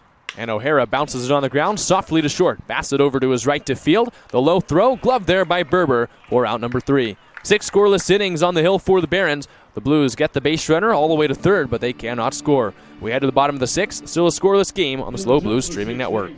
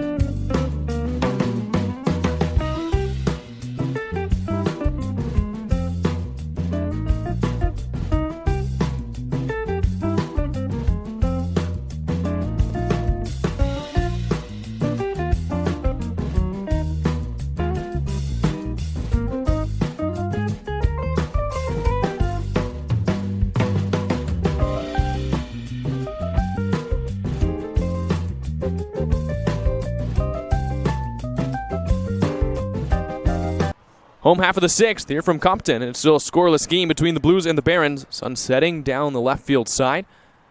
And a pitch here on the way to Thomas Williams is low on the slider. 1 ball and no strikes. So Gonzalez out here for the 6th, trying to keep it scoreless. Thomas Williams, the Santa Ana third baseman, is 0 for 2, awaiting the 1-0. He gets it, and it's a little bit high. 2 balls and no strikes. Williams grounded out to the second base side in the first inning. Lined out to right, back in the third. The 2-0 home. He swings here and lines it straight back. 2 balls and 1 strike. Kicking himself a little bit. A huge swing on a fastball over the inner half, and he just missed it for strike 1. Bottom 6, 0-0 our score here in the final game between the Blues and Barons here of 2023. A must-win for SLO as they're a half game back of the final playoff spot. And this one dribbled foul. 2 balls and 2 strikes. We talked about the stakes earlier and all that this game means for the playoff picture. The Blues' playoff hopes might be gone if they lose this game. The 2-2. Williams spoils a foul. Still 2 balls and 2 strikes to count. We mentioned the Blues would be a game back with 4 games to go. The Oaks with 4 more as well. And really the only way that the Blues would be able to make the playoffs with a loss today is if they won all 4 the rest of the way. Williams takes a little off the plate outside, and the count moves full. Close pitch there, but a 3-2 count now on the leadoff hitter here in the 6th. It's Williams, Neighbors, Berber, heart of the order for the Barons. Gonzalez kicks and fires, and he misses high with a fastball. It's a leadoff walk. Second of the day for Gonzalez, who walks Thomas Williams here to start the 6th. And a leadoff base runner. Now Neighbors will come up. Neighbors, who's nearly a 400 hitter here in league play. 1 for 2 on the day with a single in the first, a line out to right back in the 3rd. Not a guy you want up the plate with runners on. He can really extend rallies or get one started here in this case. Runner aboard, nobody out, as Gonzalez picks over there, and Thomas Williams dives back in. Williams, the third baseman from Santa Ana College, 2 of 2 on stolen bases here in league play. First pitch to Neighbors. It's a slider that's a little bit up. 1 ball and no strikes. Neighbors, the second baseman from CSUN, 1 for 2. Has 11 league runs batted in, 1 homer. Gonzalez delivers from the stretch, and Neighbors takes inside a little above the hands, too. 2 balls and no strikes. Neighbors played in 21 games his first season at CSUN. 222 average, a homer and 8 runs batted in. 2-0. He swings here, hits a line drive into center. In comes Burns. He makes a shoestring catch, and tripping across first is Williams. A pick back. It's a double play. So there you go. The Blues erase the base runner. A nice catch by Burns right at his shins. And Williams, who was off the bag at first, stumbled a little bit trying to get back, and Burns picked him off. And just like that, there's 2 away. So now stress-free situation where the base is clear for Gonzalez, and he deals a slider over to Berber, and all he's needed to get the first baseman for the Barons is that pitch. Just slider after slider after slider. He throws it again, and it's 0-2. Berber has struck out twice, both times swinging on the breaking ball, and Gonzalez right back at top of the hill. Doesn't want to give anyone any time. The 0-2 home, and Berber tops this one foul. No, still no balls and 2 strikes.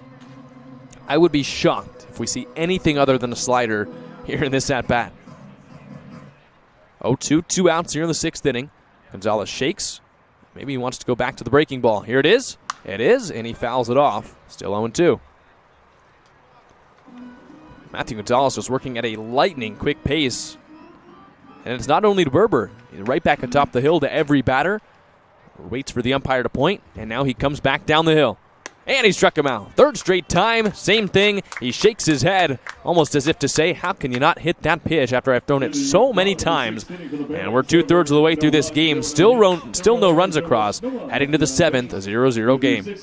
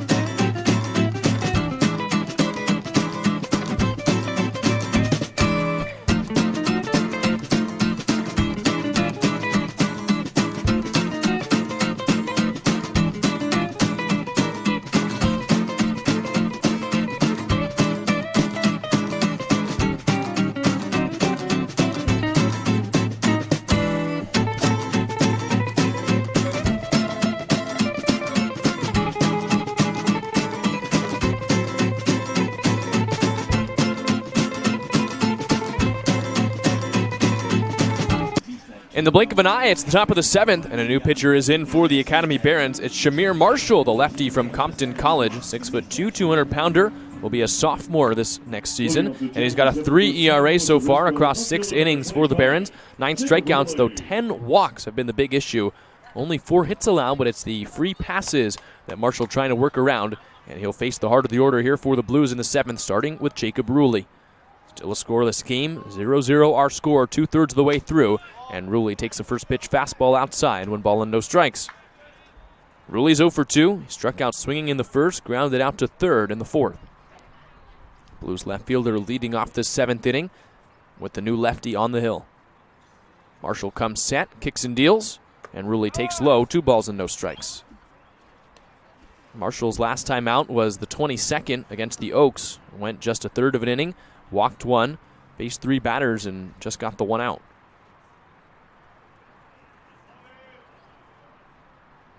His 2-0 home. Ruley takes it inside, 3 balls and no strikes. So the Blues will take some walks. If Marshall wants to let him on for free, they will not stop him. Blues need base runners, and they need runs here in this must-win contest down the stretch of the regular season.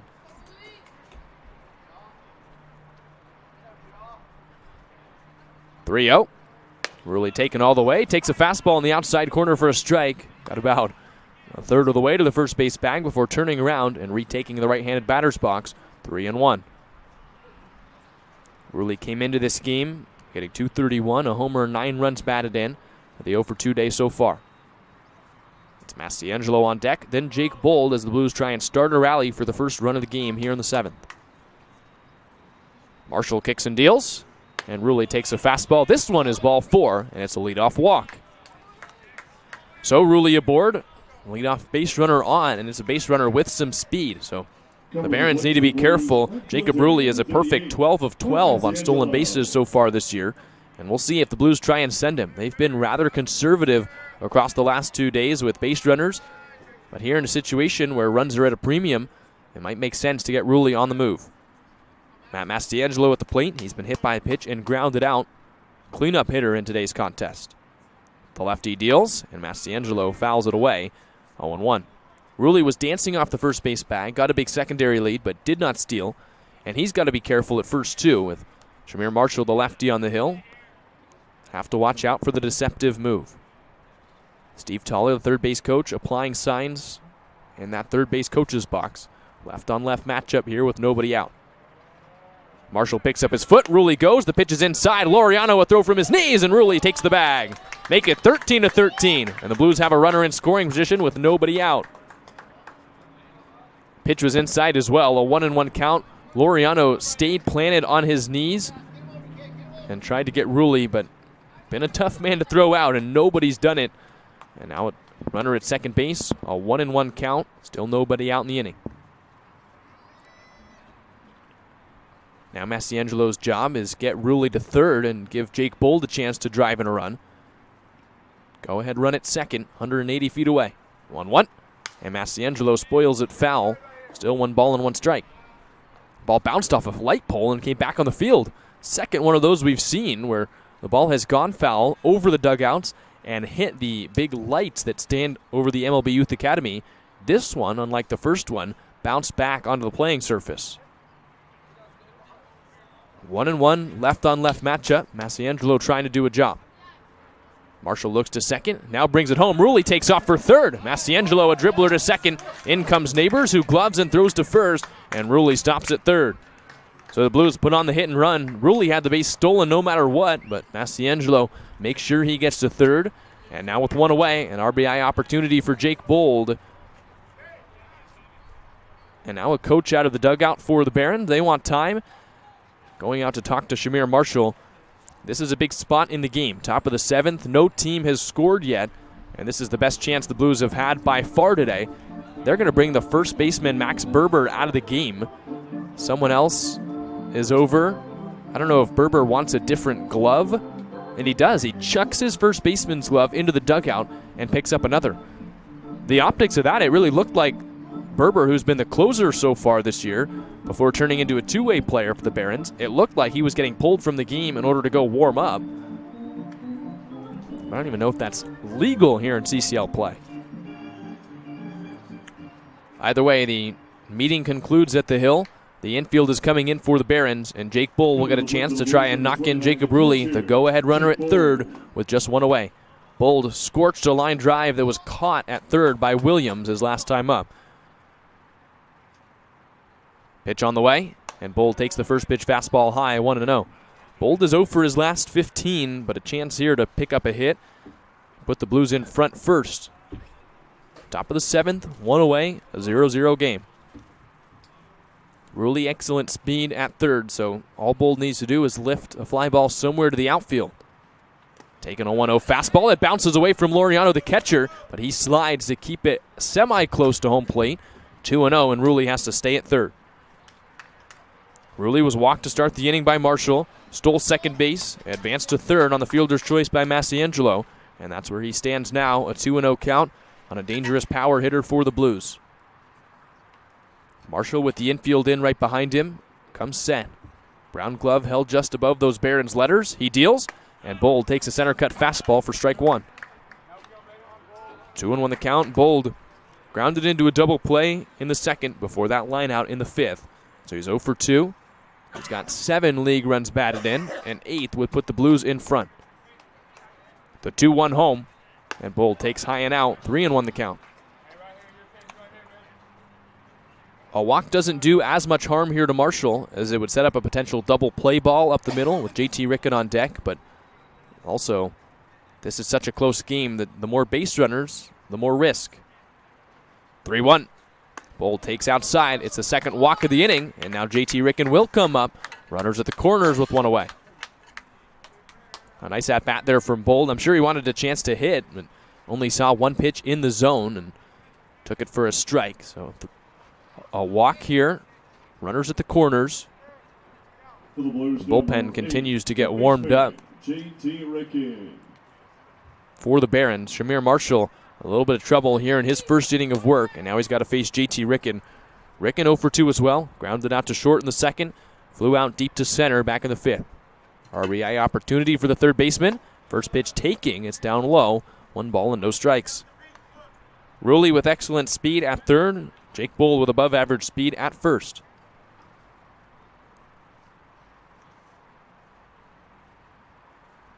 Marshall with his glove pinned across the front side of his chest. Comes set, glove held at the belt. He delivers, and Rickon takes on the outside corner with a fastball, 1-1.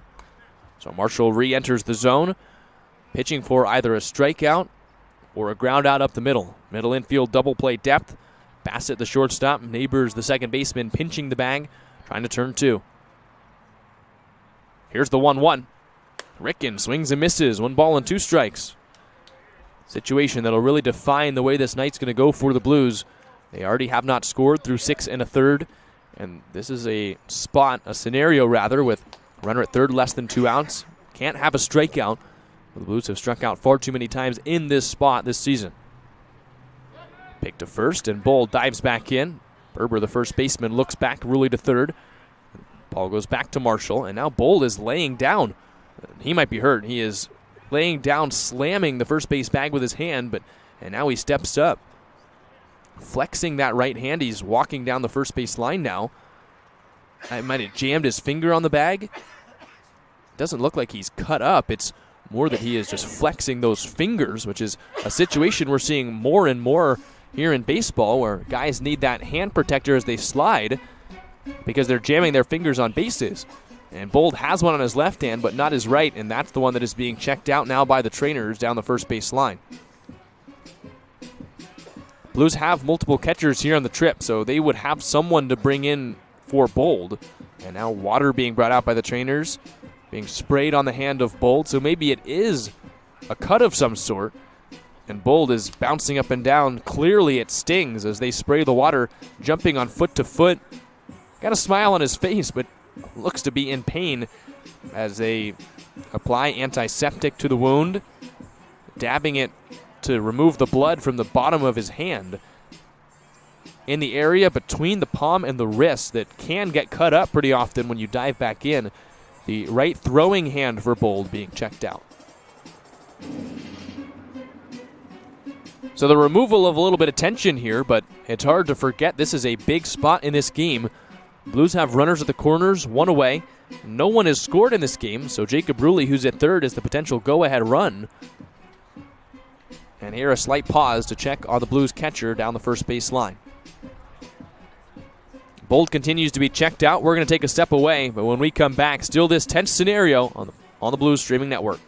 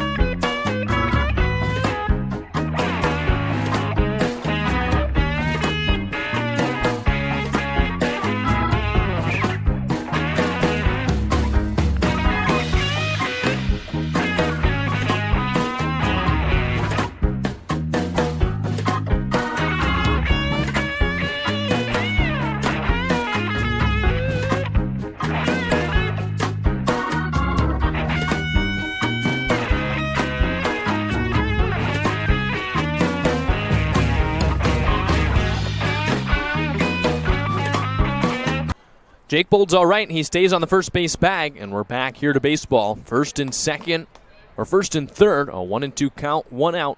Go-ahead runner 90 feet away. Marshall deals to Ricken. Now Bold takes off, and the ball bounces away from Laureano. It's a stolen base for the Blues catcher. Right after that whole pause to check out his hand, Bold steals the second base bag, and now it's second and third, a 2-2 count with one out. And that's a big 90 feet for the Blues. It eliminates the potential for a double play. And now they've got two runners in scoring position in the scoreless game. And the Barons once again will bring the infield in. Bold has black tape covering his right index finger to stop the bleeding. And now he stands at second after the stolen base. 2-2 to Ricken. Ricken takes low, 3 balls and 2 strikes. So Marshall has already walked 2 in this inning, in danger of another that would load the bases for Jason Hansen, who's on deck. Rulli at third. Jake Bold at second. The count full, 1 out, scoreless game here in the 7th. Marshall a long stare in at Laureano for his signs, working through the signals. Here's the pitch. Ricken takes the curveball outside and draws the walk. So Marshall, who came into this game with walks as an issue, it's continued here in the 7th. The third walk of the inning. The bases are loaded, and now there's nowhere to put them. Jason Hansen's coming up. Bases juiced and 1 out. Hansen walked in the 3rd and grounded out right back to the pitcher Hamro in the 5th. Huge opportunity here for the Blues in the 7th inning. But also Marshall, as he has been a couple times, a pitch away from getting out of this inning with a double play. First pitch of the at-bat. Hansen a big swing and a miss. No balls and 1 strike. Hansen this season has 6 league runs batted in. 6 strikeouts, 6 walks across 13 games. Marshall looks to second, brings it home, and Hansen bounces it up the middle. Could be 2. Neighbors the overhand flip to second for 1. The throw on to first, in time, a double play. Marshall with an exclamation as he leaves the mound and gets around the 3 walks. The Blues, the bases loaded with 1 away, but they ground in to their 3rd double play of the ball game and do not score. We head to the bottom half of the inning. Still a scoreless game on the SLO Blues streaming network.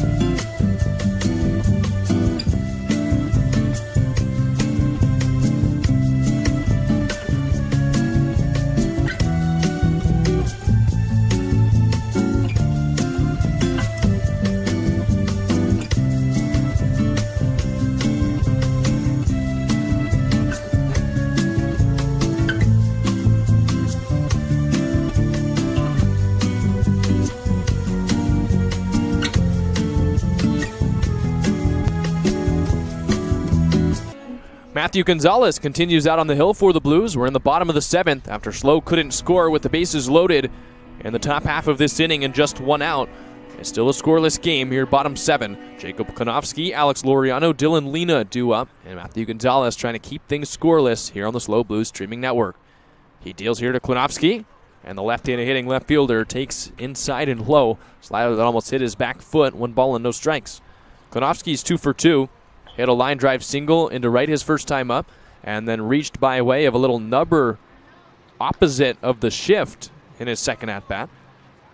So he's 2 for 2 with 2 singles. The Blues continue to employ the shift, with everyone shifted to play him to pull. And a swing and a miss here at the slider, 1-1.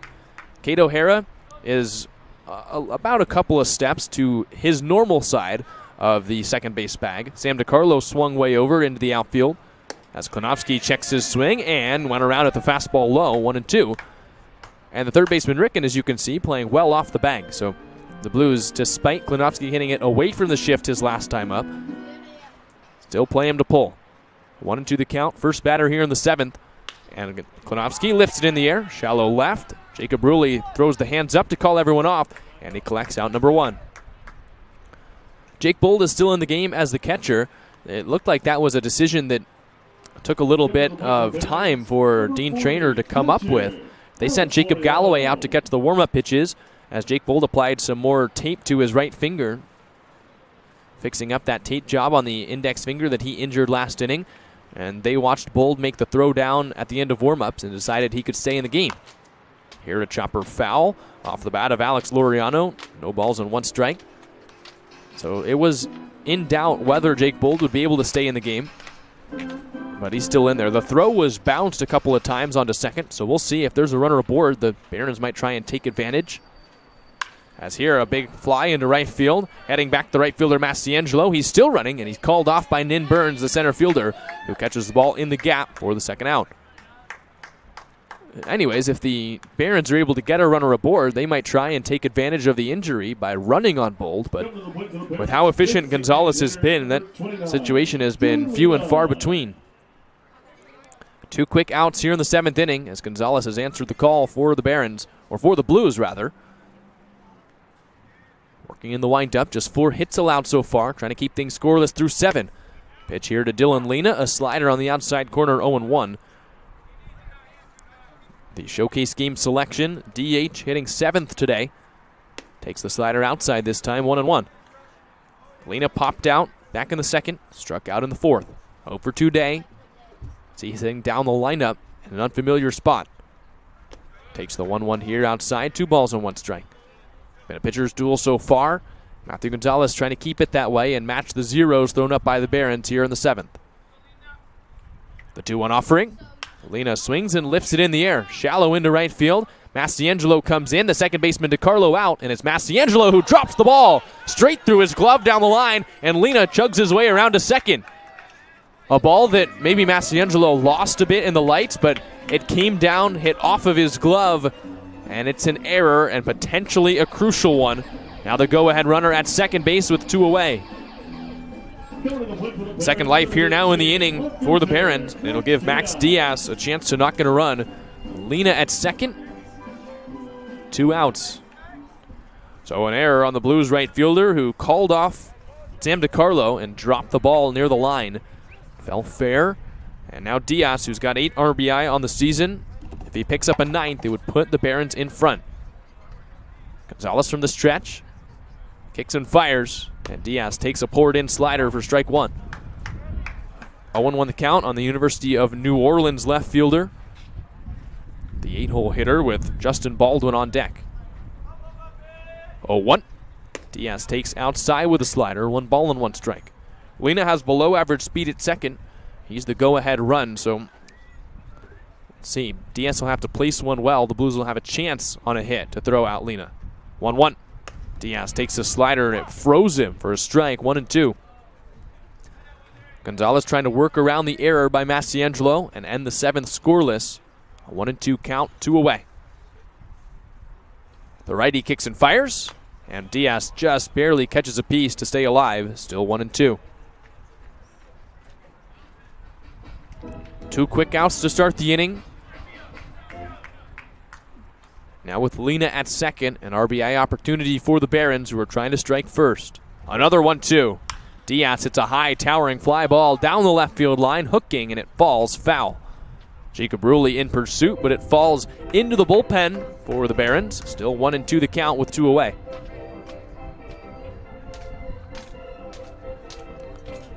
Diaz, the long walk bat, grabs his bat. Still a 1-2 battle here with Matthew Gonzalez, who's trying to give the Blues 7 strong and work around the error here in the 7th inning. Right on right matchup. Go ahead runner at second. Another 1-2, and it's in the dirt. A nice block by Bold. 2 balls and 2 strikes. Diaz walked in the 2nd inning, one of 2 allowed by Gonzalez here today, and then grounded out to the third baseman Ricken in the 5th.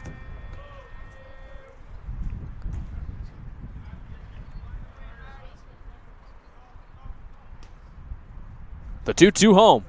Diaz strikes out swinging. Chase the slider. Bold up with it. He throws low. It takes Hansen off the bag. Bounces off his body. But he comes back to the first base bag in time for the out. A little hecticness here in the 7th, but the Blues get a scoreless frame. Gonzalez works around the error by Mastiangelo, and we're heading to the 8th. Still no runs scored here on the SLO Blues streaming network.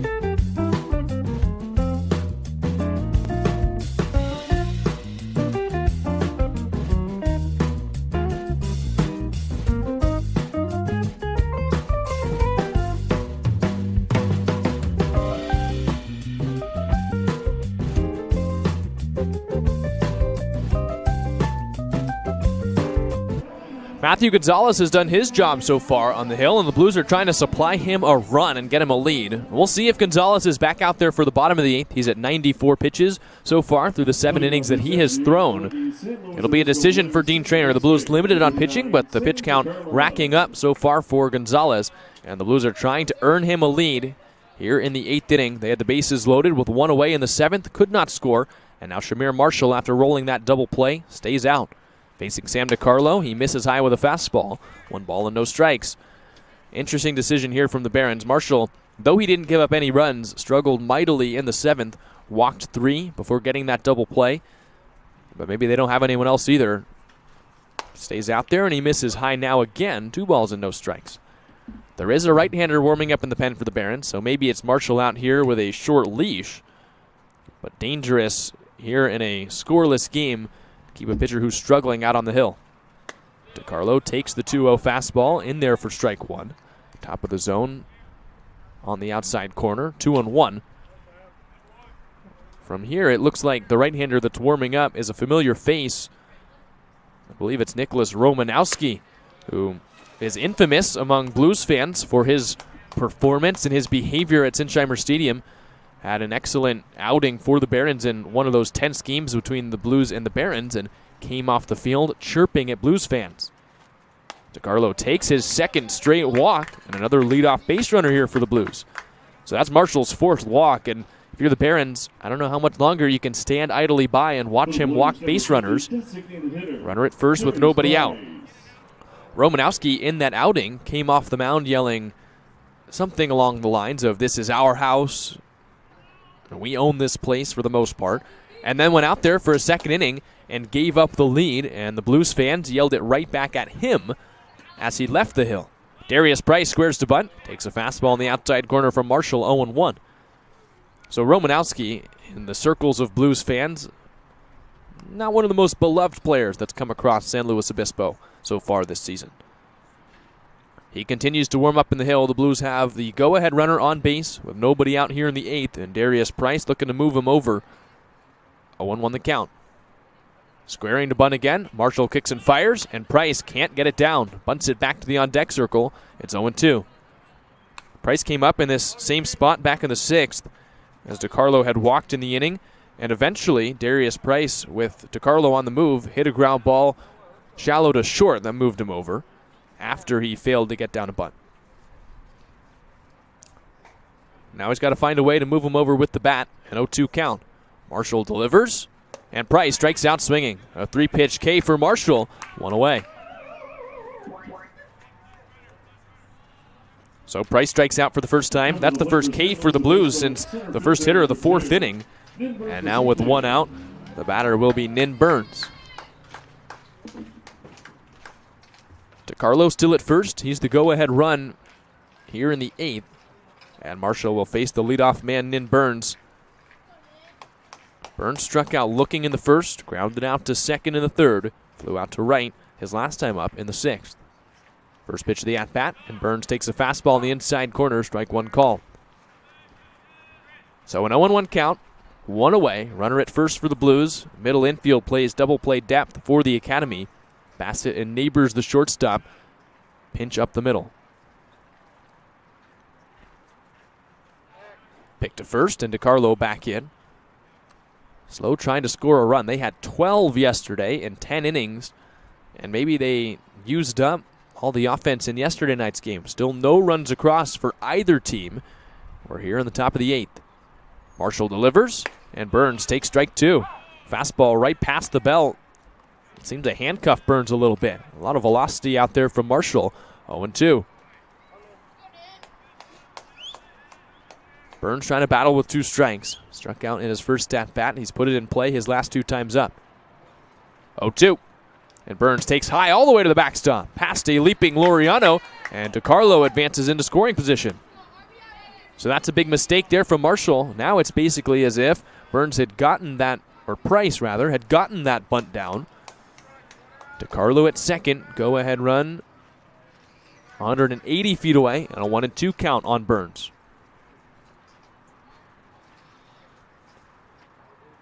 Marshall stares in, looking for his sign. Comes set at the letters.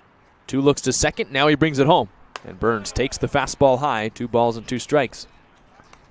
SLO has still just the 1 hit in this game. It was the broken bat flare by Darius Price in the 3rd. They've had walks.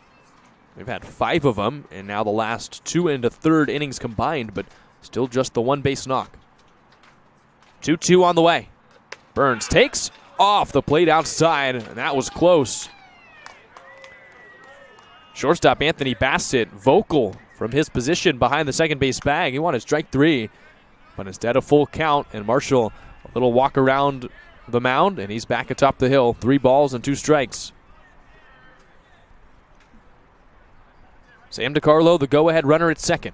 1 away. Here's the payoff. Burns hits a fly ball, right field line, hooking across the line. Klonowski, the right fielder, watches it fall foul, and we stay full. Burns knew it out of the box. That pitch was not going to land fair. But he sent it for a ride. Still 3 balls and 2 strikes.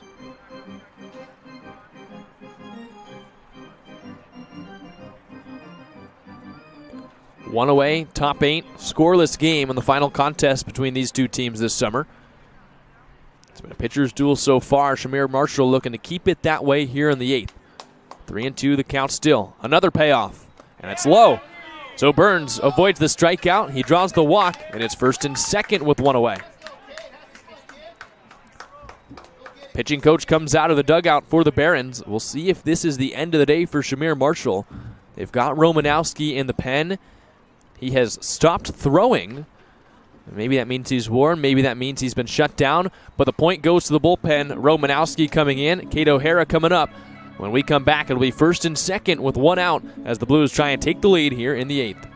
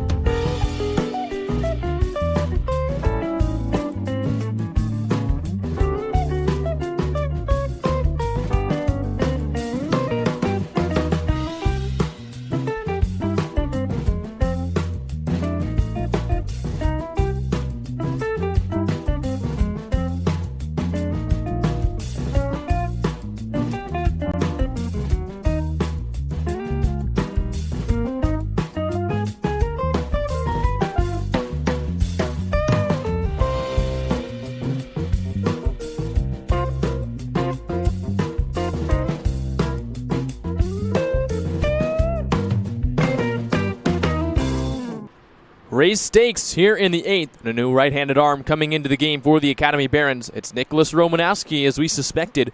The 6'1", 210-pounder from CSUN enters this game here with first and second and one out in the 8th inning. The go-ahead runner at second is Sam DiCarlo. Cato Herrera will be the batter, and he'll have to face a tough arm. Romanowski, a 2.89 ERA across 9 1/3 innings so far. 8 hits, 9 strikeouts, 6 walks. He's allowed just the 3 earned runs across 7 appearances. Cato Herrera's had a tough day at the plate after an excellent one yesterday. 2 strikeouts to start his day, then he grounded out to end the 6th inning to short. Right-on-right matchup here with go-ahead run 180 feet away, and Romanowski immediately spins and looks back there, and DiCarlo scurries back to the bag. The Blues have DiCarlo at second, Burns at first. Scoreless game here with 1 out in the 8th inning. CSUN righty looks in at Laureano for his sign, prepares for his first pitch. Comes set just above the belt. Another look back at DiCarlo, and now Romanowski deals. O'Hara takes the first pitch, past the letters, 1 ball and no strikes. O'Hara, then Jacob Rulli if the inning continues. The Blues have that top part of the order at the plate, trying to bring across the first run for either team today. Middle infield stays double play depth. Barons turn 2 to get out of last inning, trying to do the same here. 1-0. O'Hara takes a curveball that misses inside, 2 balls and no strikes. And SLO trying to get a little bit of revenge for the way that Romanowski acted at the Blues' home turf the last time he pitched. No love lost between these two teams, specifically the Blues and Romanowski on the hill. Talking to himself as he shakes a couple signs, and now Cato Herrera calls time. 2-0 the count, 1 away. 2 runners aboard, and the go-ahead run here in the 8th inning, 180 feet away, and a must-win game for the Blues.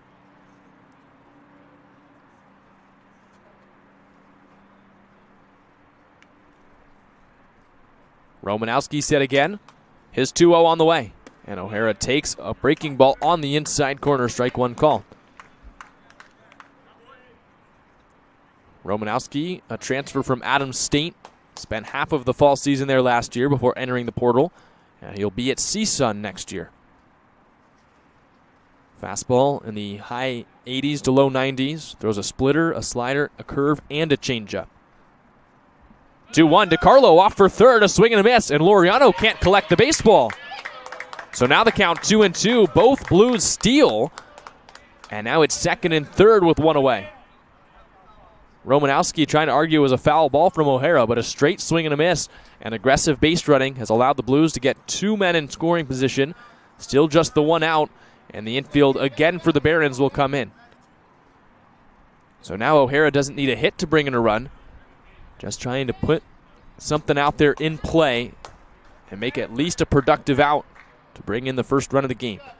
DiCarlo, the go-ahead run 90 feet away. Burns also at second. The 2-2 home, and it's nubbed foul into the Blues dugout on a little bit of a pop-up. 2-2. O'Hara, after entering yesterday with no runs batted in league play, picked up 3, hit 2 doubles, including the game-winning shot in the 10th.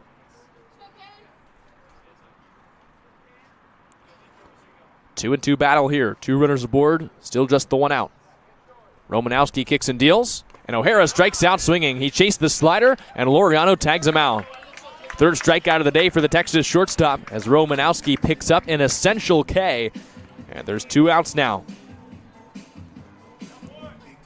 The CSUN righty went back to the breaking ball to get O'Hara down fishing.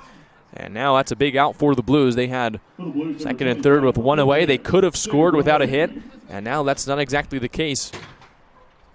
A huge slam of the bat by O'Hara in the dugout echoes across the stadium as Jacob Rulli steps up. 2 away, still the 2 runners in scoring position. Romanowski looks back at second, brings it home, and Rulli takes high. 1 ball and no strikes. Rulli had a big RBI hit late in yesterday's game. Still searching for his first base hit today. The Blues only have 1. It was Darius Price's back in the 3rd.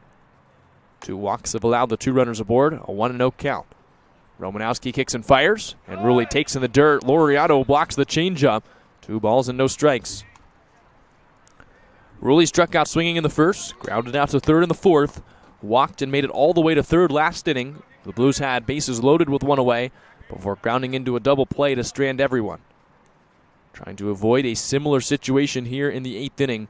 2-0 the count, 2 outs, 2 runners aboard. Romanowski deals, and Rulli takes in the dirt. Another nice block from Laureano, who is saving the lead pitch after pitch. It's 3-0. Matt Massiangelo is on deck. Massiangelo has hit into a fielder's choice, grounded out, and he's been hit by a pitch. But if there was a Blue you'd want up at the plate in an RBI situation, it would be him, and the Barons are choosing to bring Massiangelo up. In a 3-0 count, Rulli not going to see a fourth pitch. He's been intentionally walked, and it's the Blues right fielder who will come up with the bases loaded. So back-to-back innings where the Blues have had a runner at every bag, and they're trying to avoid the same fate as last inning. And Massiangelo might not even have a chance to face Romanowski. Kenny Landreau, the manager, coming out to the hill. Romanowski to have a chat with his coach. Bases loaded, 2 away. Here in a scoreless game in the eighth inning, the Blues have Sam DiCarlo, who is the runner at third, the potential go-ahead run 90 feet away. And now a bases loaded situation, and the man you want at the plate, team leader in batting average, Matt Massiangelo, and on-base percentage well above 500. And an RBI chance here for the lone Blue above double digits in RBI. As professional as a hitter, or of a hitter, that the Blues have, he steps up in a situation where he's got to put the ball in play, try and pick up a hit to bring in a run. Infield plays back now with the bases loaded, as Romanowski will deal from the windup. It's DiCarlo at third, Burns at second, Jacob Rulli at first. First pitch of the at-bat. And Massiangelo cues it foul on a line. No balls and 1 strike. Massiangelo 0 for 2. Did reach on the hit by pitch in the second. Came into this game hitting .366.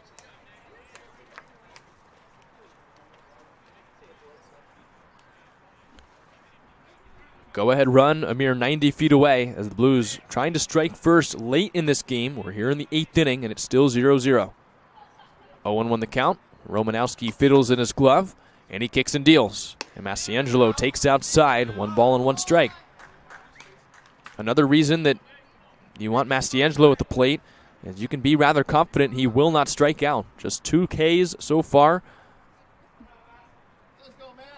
this entire season. One of them yesterday, but not a hitter that regularly strikes out.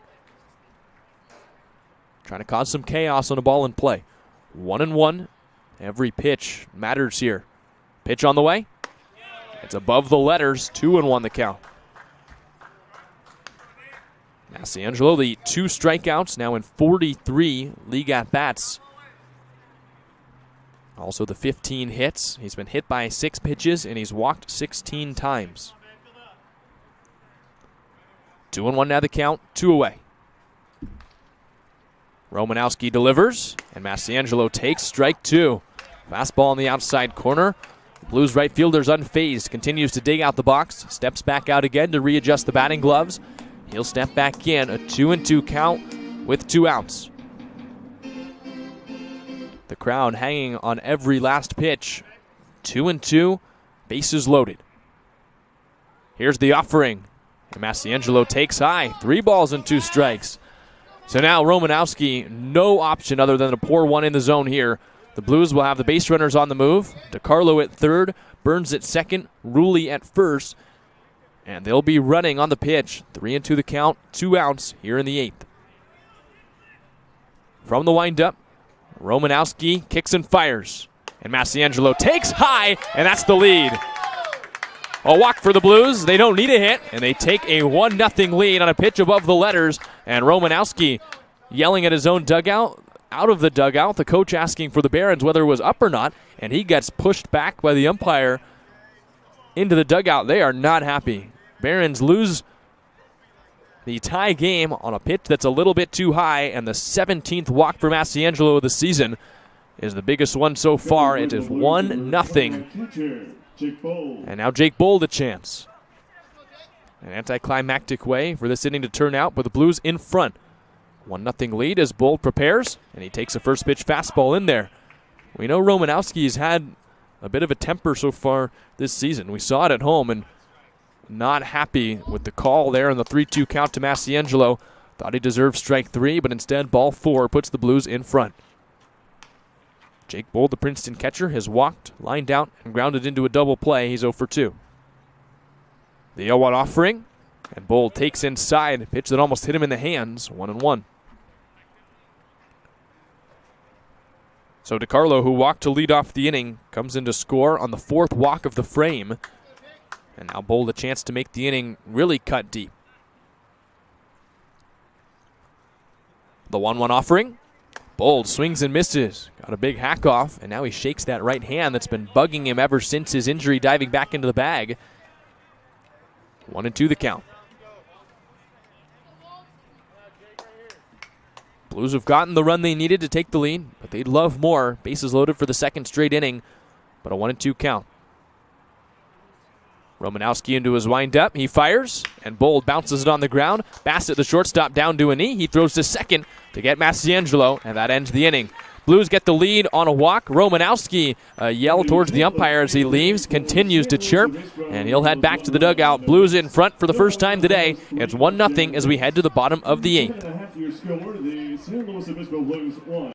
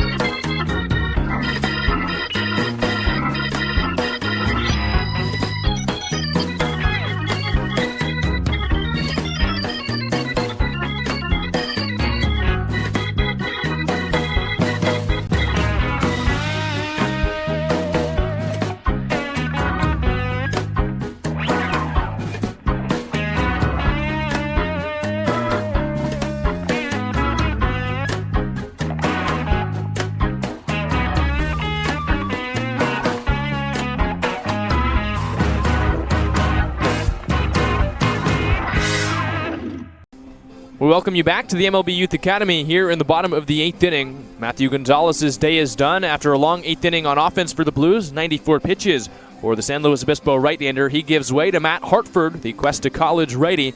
27 ERA. He's thrown 1 1/3 so far for the Blues. Gave up 4 earned runs in a game last week against the Arroyo Seco Saints. Hartford had trouble coming into the zone. He walked 1, but when he was across the plate, 6 hits allowed and 1 1/3. Ended up getting the loss in that game. Did strike out 2, but now this is a big spot. He comes in. Justin Baldwin to lead off the inning. Then the top of the order for the Barons. The Blues now in front on the RBI walk from Matt Massiangelo in the top half of this inning. And Matt Hartford trying to keep that lead going into the 9th. Justin Baldwin, the center fielder from West LA College, comes up for a 3rd time. As Hartford from the windup delivers. And a swing and a liner foul back into the Barons bullpen. It bounces off that stone walling above the bench and rolls all the way back to the umpire. No balls and 1 strike. So Baldwin tried to check his swing, but it glanced off his bat into his own dugout, back to the plate, 0-1. Hartford atop the hill. The Cuesta righty kicks and deals. And Baldwin takes a fastball. This one's on the outside corner, 0-2. Baldwin struck out in the second and flew out to center back in the fifth. 9-1-2 here for the Barons, now who trail by 1. The 0-2 home, and Baldwin pops it foul to stay alive. Still no balls and 2 strikes. Hartford made 11 appearances as a freshman at Cuesta last year. 5.23 earned run average as he allowed 17 hits and 5 walks in 10 1/3.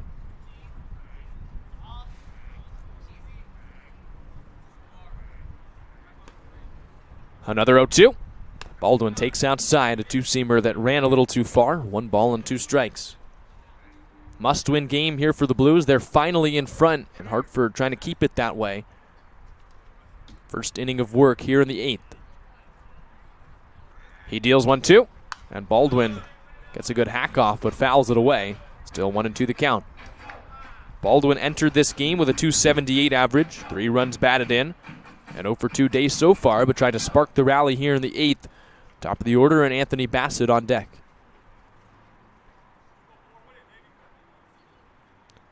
Here comes another 1-2. Baldwin takes low, crossed up Jake Bold a bit. Wanted a curveball, but got the 2-seamer, and it's 2 balls and 2 strikes. So now Bold out to have a chat with Hartford. A deep, dark night sky up above now here in Compton. Lights shine bright here at the MLB Youth Academy. Compton's best baseball stadium, funded by Major League Baseball, here to promote baseball play in the city. And the Blues are playing here, the home of the Barons, and what has turned into a real battleground between these two teams over the past 4 days. SLO was here just a couple of days ago in a doubleheader, split that series, and now the final game between these two teams back here in Compton, and it's lived up to the hype. 8th inning, Blues finally in front 1-0 as Bold comes back behind the plate.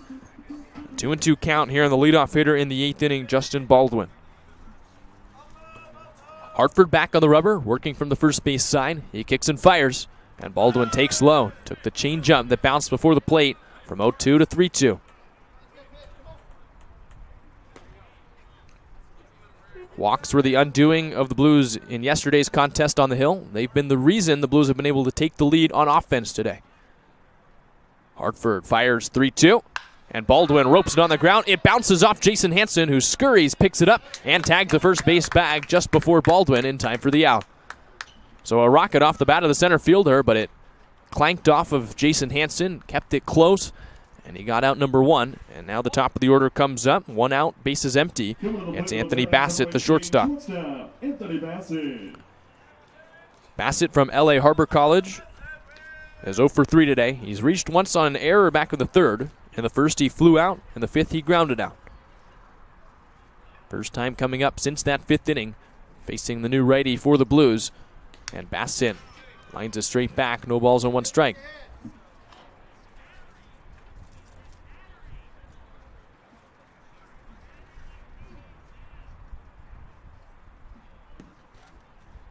Oh, 1 away. Blues up by 1 here in the 8th inning. Hartford kicks and deals. And Bassett takes the slider low. 1 ball and 1 strike. Switch hitting shortstop. Still batting left-handed is another righty on the hill for the Blues. Trying to get the rally started. Thomas Williams on deck. The 1-1. Swing and a foul, backing out of play. Third base side over the dugout for the Barons. 1 ball and 2 strikes. Blues play straight up defense on the infield. The left fielder, Rulli, is off the left field line, playing shallow.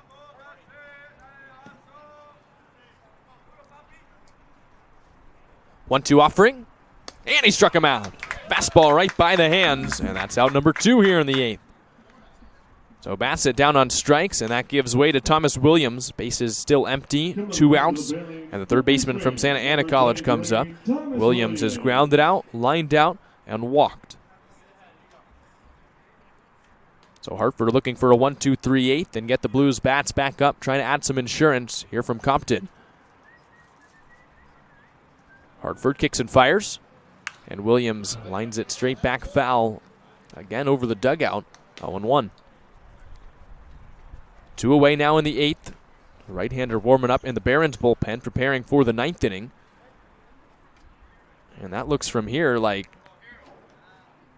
a new pitcher, someone we have not seen yet this season. Pitch is low, 1 ball and 1 strike. We'll try and get the ID. Someone wearing the number 50, which is not on the roster that the Barons have carried throughout this season. So it must be another one of the new arms that Academy has added down the stretch. 1-1 the count on Thomas Williams as Hartford comes set. From the windup, he comes home, and Williams takes inside, 2 balls and 1 strike.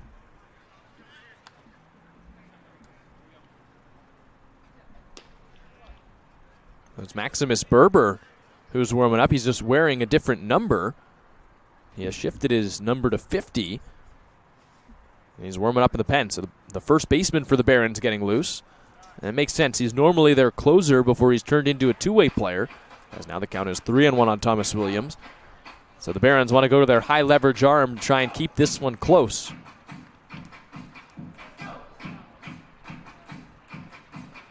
3-1 the count on Thomas Williams. Come out neighbors. Dangerous hitter on deck. Hartford searching for out number 3 here in the 8th.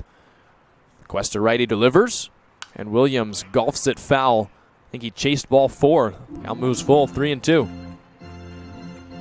So maybe a little bit of a gift. Matt Hartford now on a full count, 2 away in the 8th.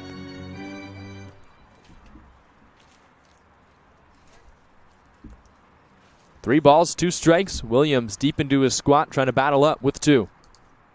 Hartford kicks and fires the payoff, and it's outside. So a walk for Williams, and now Neighbors, who is as dangerous an average hitter in the CCL South, will get a chance with a tying run on board.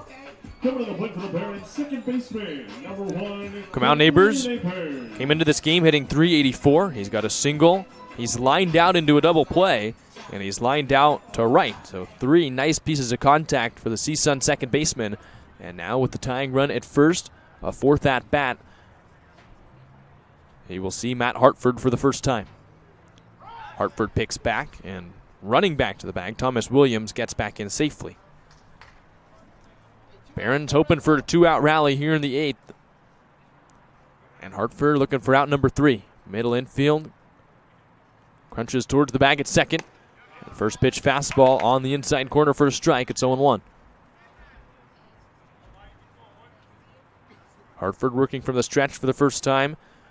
Has to deal with the left-handed hitting second baseman from CSUN, Kamau Neighbors. 0-1. And Neighbors takes the changeup outside. 1 ball and 1 strike. And again, Bold is looking out at Hartford. I think he crossed him up for a second time. And the Blues can't afford many more of those, because if one is able to get by Bold, the tying run would advance into scoring position.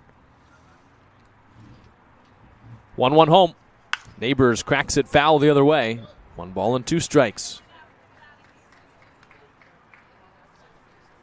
Tying run at first, Williams, the third baseman, with slightly above average speed. The third base coach here for the Barons applies some signs down the line. That's head coach Kenny Landreau putting some signs on a 1-2 count, 2 away. Hartford from the windup, he lets the runner move. And the count now 2 balls and 2 strikes. Hartford with a runner at first went into his windup, and Williams just took second base. He just forgot where the runner was, and now the runner in scoring position, Thomas Williams, the tying run 180 feet away. And for the second time this inning, Bold has to go out and talk with the Cuesta righty. This is the first time we've seen that all year. Sometimes with the bases loaded or a runner at third, you see the pitcher go into the windup on accident or sometimes on purpose, what they're more comfortable with. But this time, can't afford that with a runner at first. So Bold emerges back behind home plate. He has a smile on his face. 2 balls, 2 strikes, but Neighbors, who leads the CCL South in hits, a chance now to tie this game up with a base knock. 2-2, 2 outs, tying run at second. And now Hartford steps off, and Neighbors wants a balk. He points out,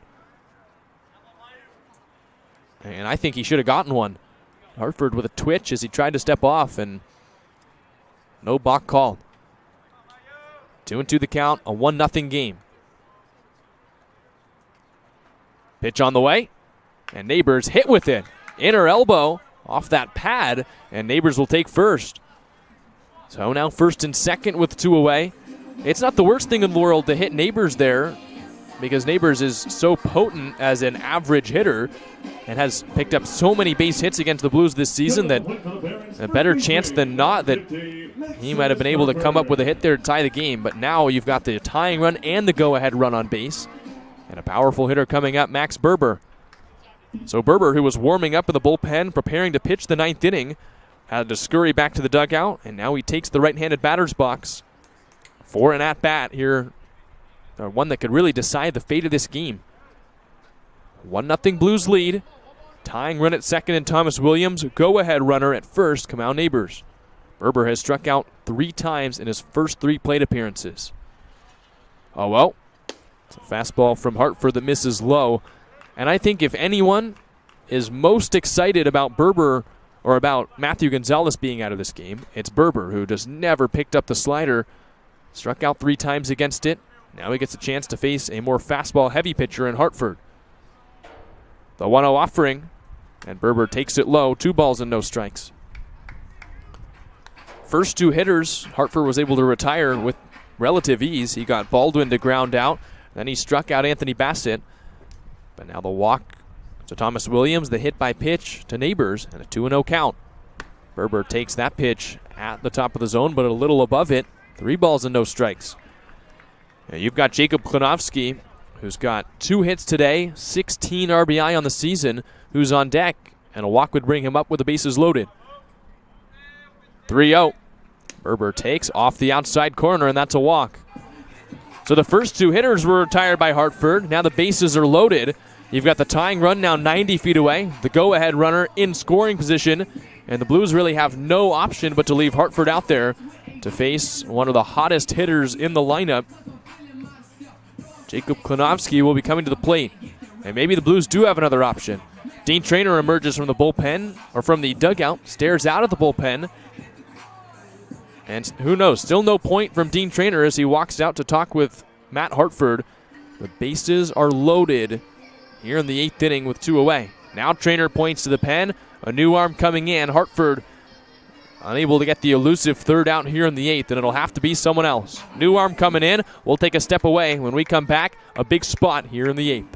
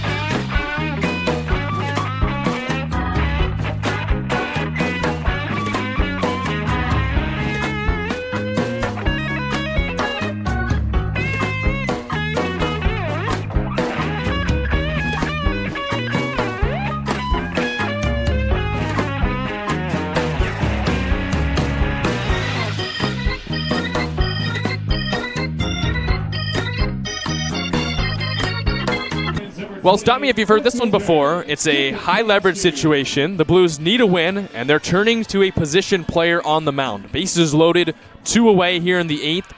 One of the more potent run producers in the Barons lineup, Jacob Klinowski, coming up, and it's Cody Darcy into this game in a 1-run ball game. The Arkansas State normal shortstop deals a fastball off the outside corner here, 1 ball and no strikes. You'll see Darcy sometimes throw overhand, but primarily when he's been in to pitch, which has not been very often, he goes to that sidearm delivery. Klinowski's got 2 hits today, and he takes it outside here, 2 balls and no strikes. The Blues got the lead here in the top half of this inning on a walk with the bases loaded, and Darcy trying to avoid giving it right back. In relief of Matt Hartford, he deals, and Klinovsky goes down and fouls it off. 2 balls and 1 strike. Tying run at third, that's Thomas Williams. Go ahead run at second in Kamau Neighbors with excellent speed. And Max Berber at first. Bases loaded, a 2-1 count, 2 outs. 2-1 offering. Klinovsky hammers it out, left center field, racing over and in Burns. Jacob Rulli converges as well, and it bounces in the gap. 1 run in to score, that's the tying run. Neighbors, the go-ahead run, scores as well. It's 2-1 as Klinovsky doubles off Darcy, and the Barons have the lead.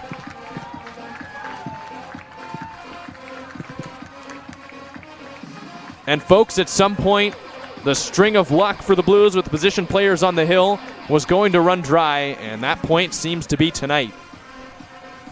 No other option apparently for Dean Traynor out of the pen. He trusted Cody Darcy here to get the final out of the 8th. And Klinovsky, maybe the hottest hitter in the Barons lineup, made Dean Traynor pay. And the Barons have retaken the lead here in the 8th inning. So 2 runs into the game. It's 2-1 now. And with 2 outs, still more chances here for the Barons. The batter is Alex Laureano. And he swings at the first pitch and dribbles it off his own foot, 0-1. Just a tough blow for the Blues. A must-win game. They had pitched excellently so far, but with Hartford running into trouble without being able to get that 3rd out of the inning, Dean Traynor had to turn to Cody Darcy. No other choice, and the Blues have forfeited the lead here in the inning. Now Darcy deals 0-1, and Laureano hits a one-hop shot to Kate O'Hara, the shortstop. A rocket throw to first, and that's the final out. Well, the Blues give up the lead. Cody Darcy comes in and Klinovsky doubles. So we head to the 9th, and now the Blues trail it by 1. They'll need 1 to keep the game going, 2 to take the lead. As we head to the 9th on the Slow Blues streaming network, it'll be Rick and Hansen DiCarlo when we come back.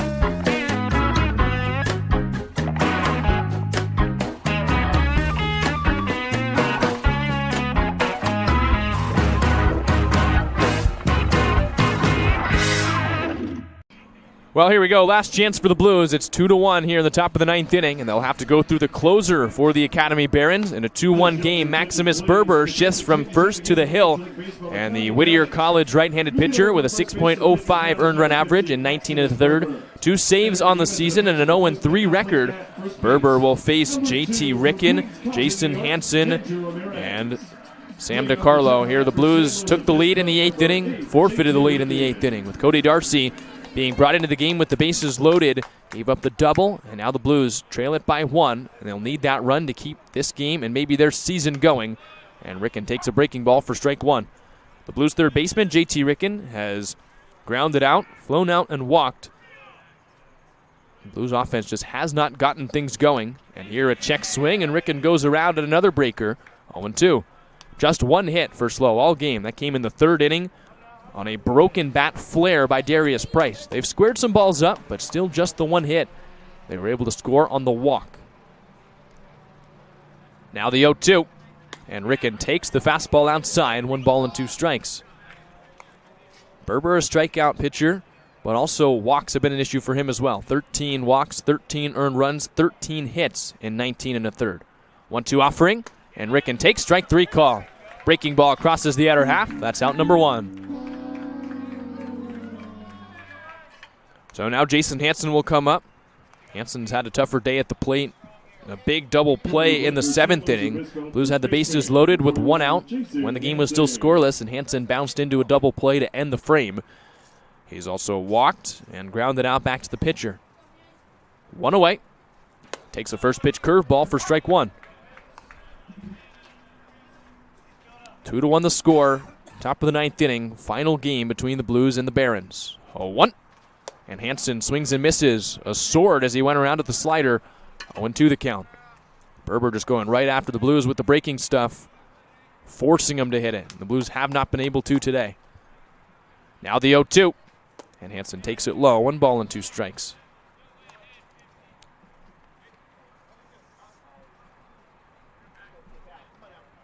Only a couple outs to play with for SLO, and Jason Hansen trying to reach to start a rally here in the 9th. Berber shakes a couple signs. Now he delivers. And Hansen, did he go around at the slider? He did not. 2-2. Just able to check his swing at the last second to even up the count.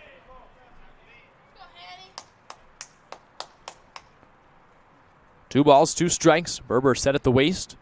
From the windup, the righty fires. And Hansen takes the fastball out again. Shaking his head. Jason Hansen didn't want it. 3 balls and 2 strikes. Full count here for Hansen. The Blues will take another walk for sure. They already have 9 in this game. Berber deals, and Hansen takes ball 4. Look back to the dugout, a calm stare as if to say, let's win this thing here in the 9th. And the Blues have the tying run on base. Sam DiCarlo coming up.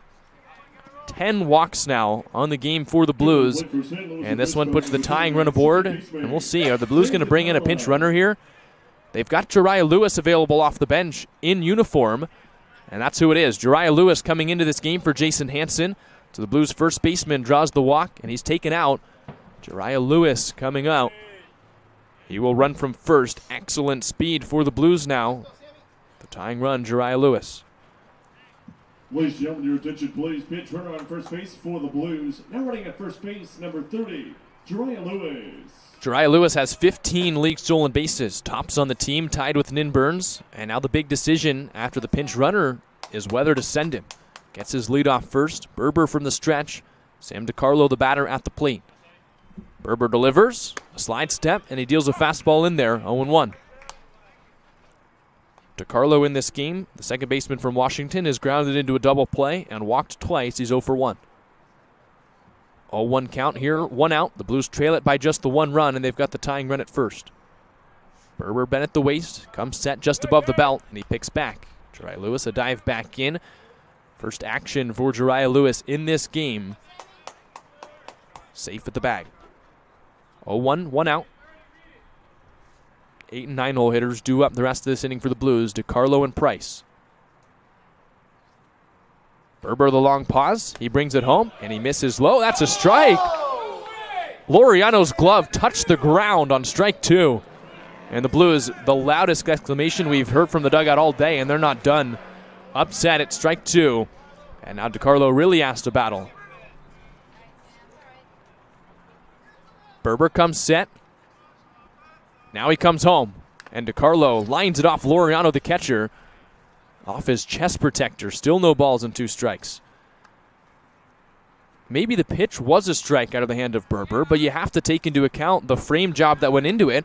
And Laureano, as a catcher, you're supposed to get your thumb under the ball, just didn't. He speared it towards the ground. His glove touched the dirt behind home plate, and yet it was called a strike.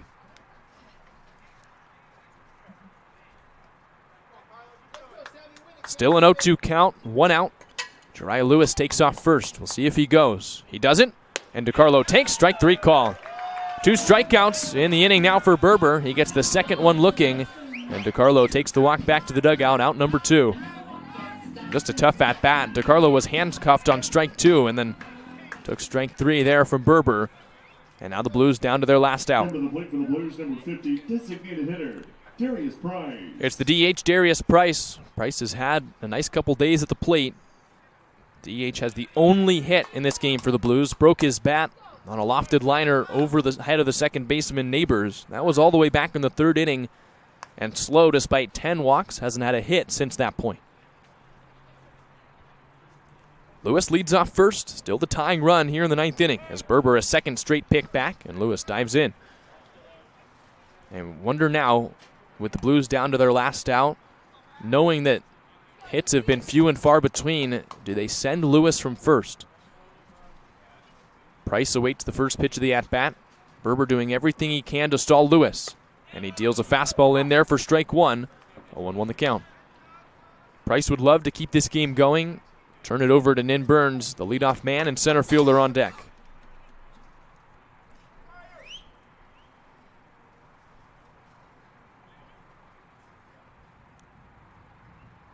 0-1, Berber deals. And Price checks his swing. Now Laureano up with the ball. Lewis taken off. He is out at second. And that's the ball game. A one-hitter and a one-run win here for the Barons as Lewis out trying to advance on the ball in dirt. And the Blues drop the final game to the Barons and maybe drop their chances at the playoffs.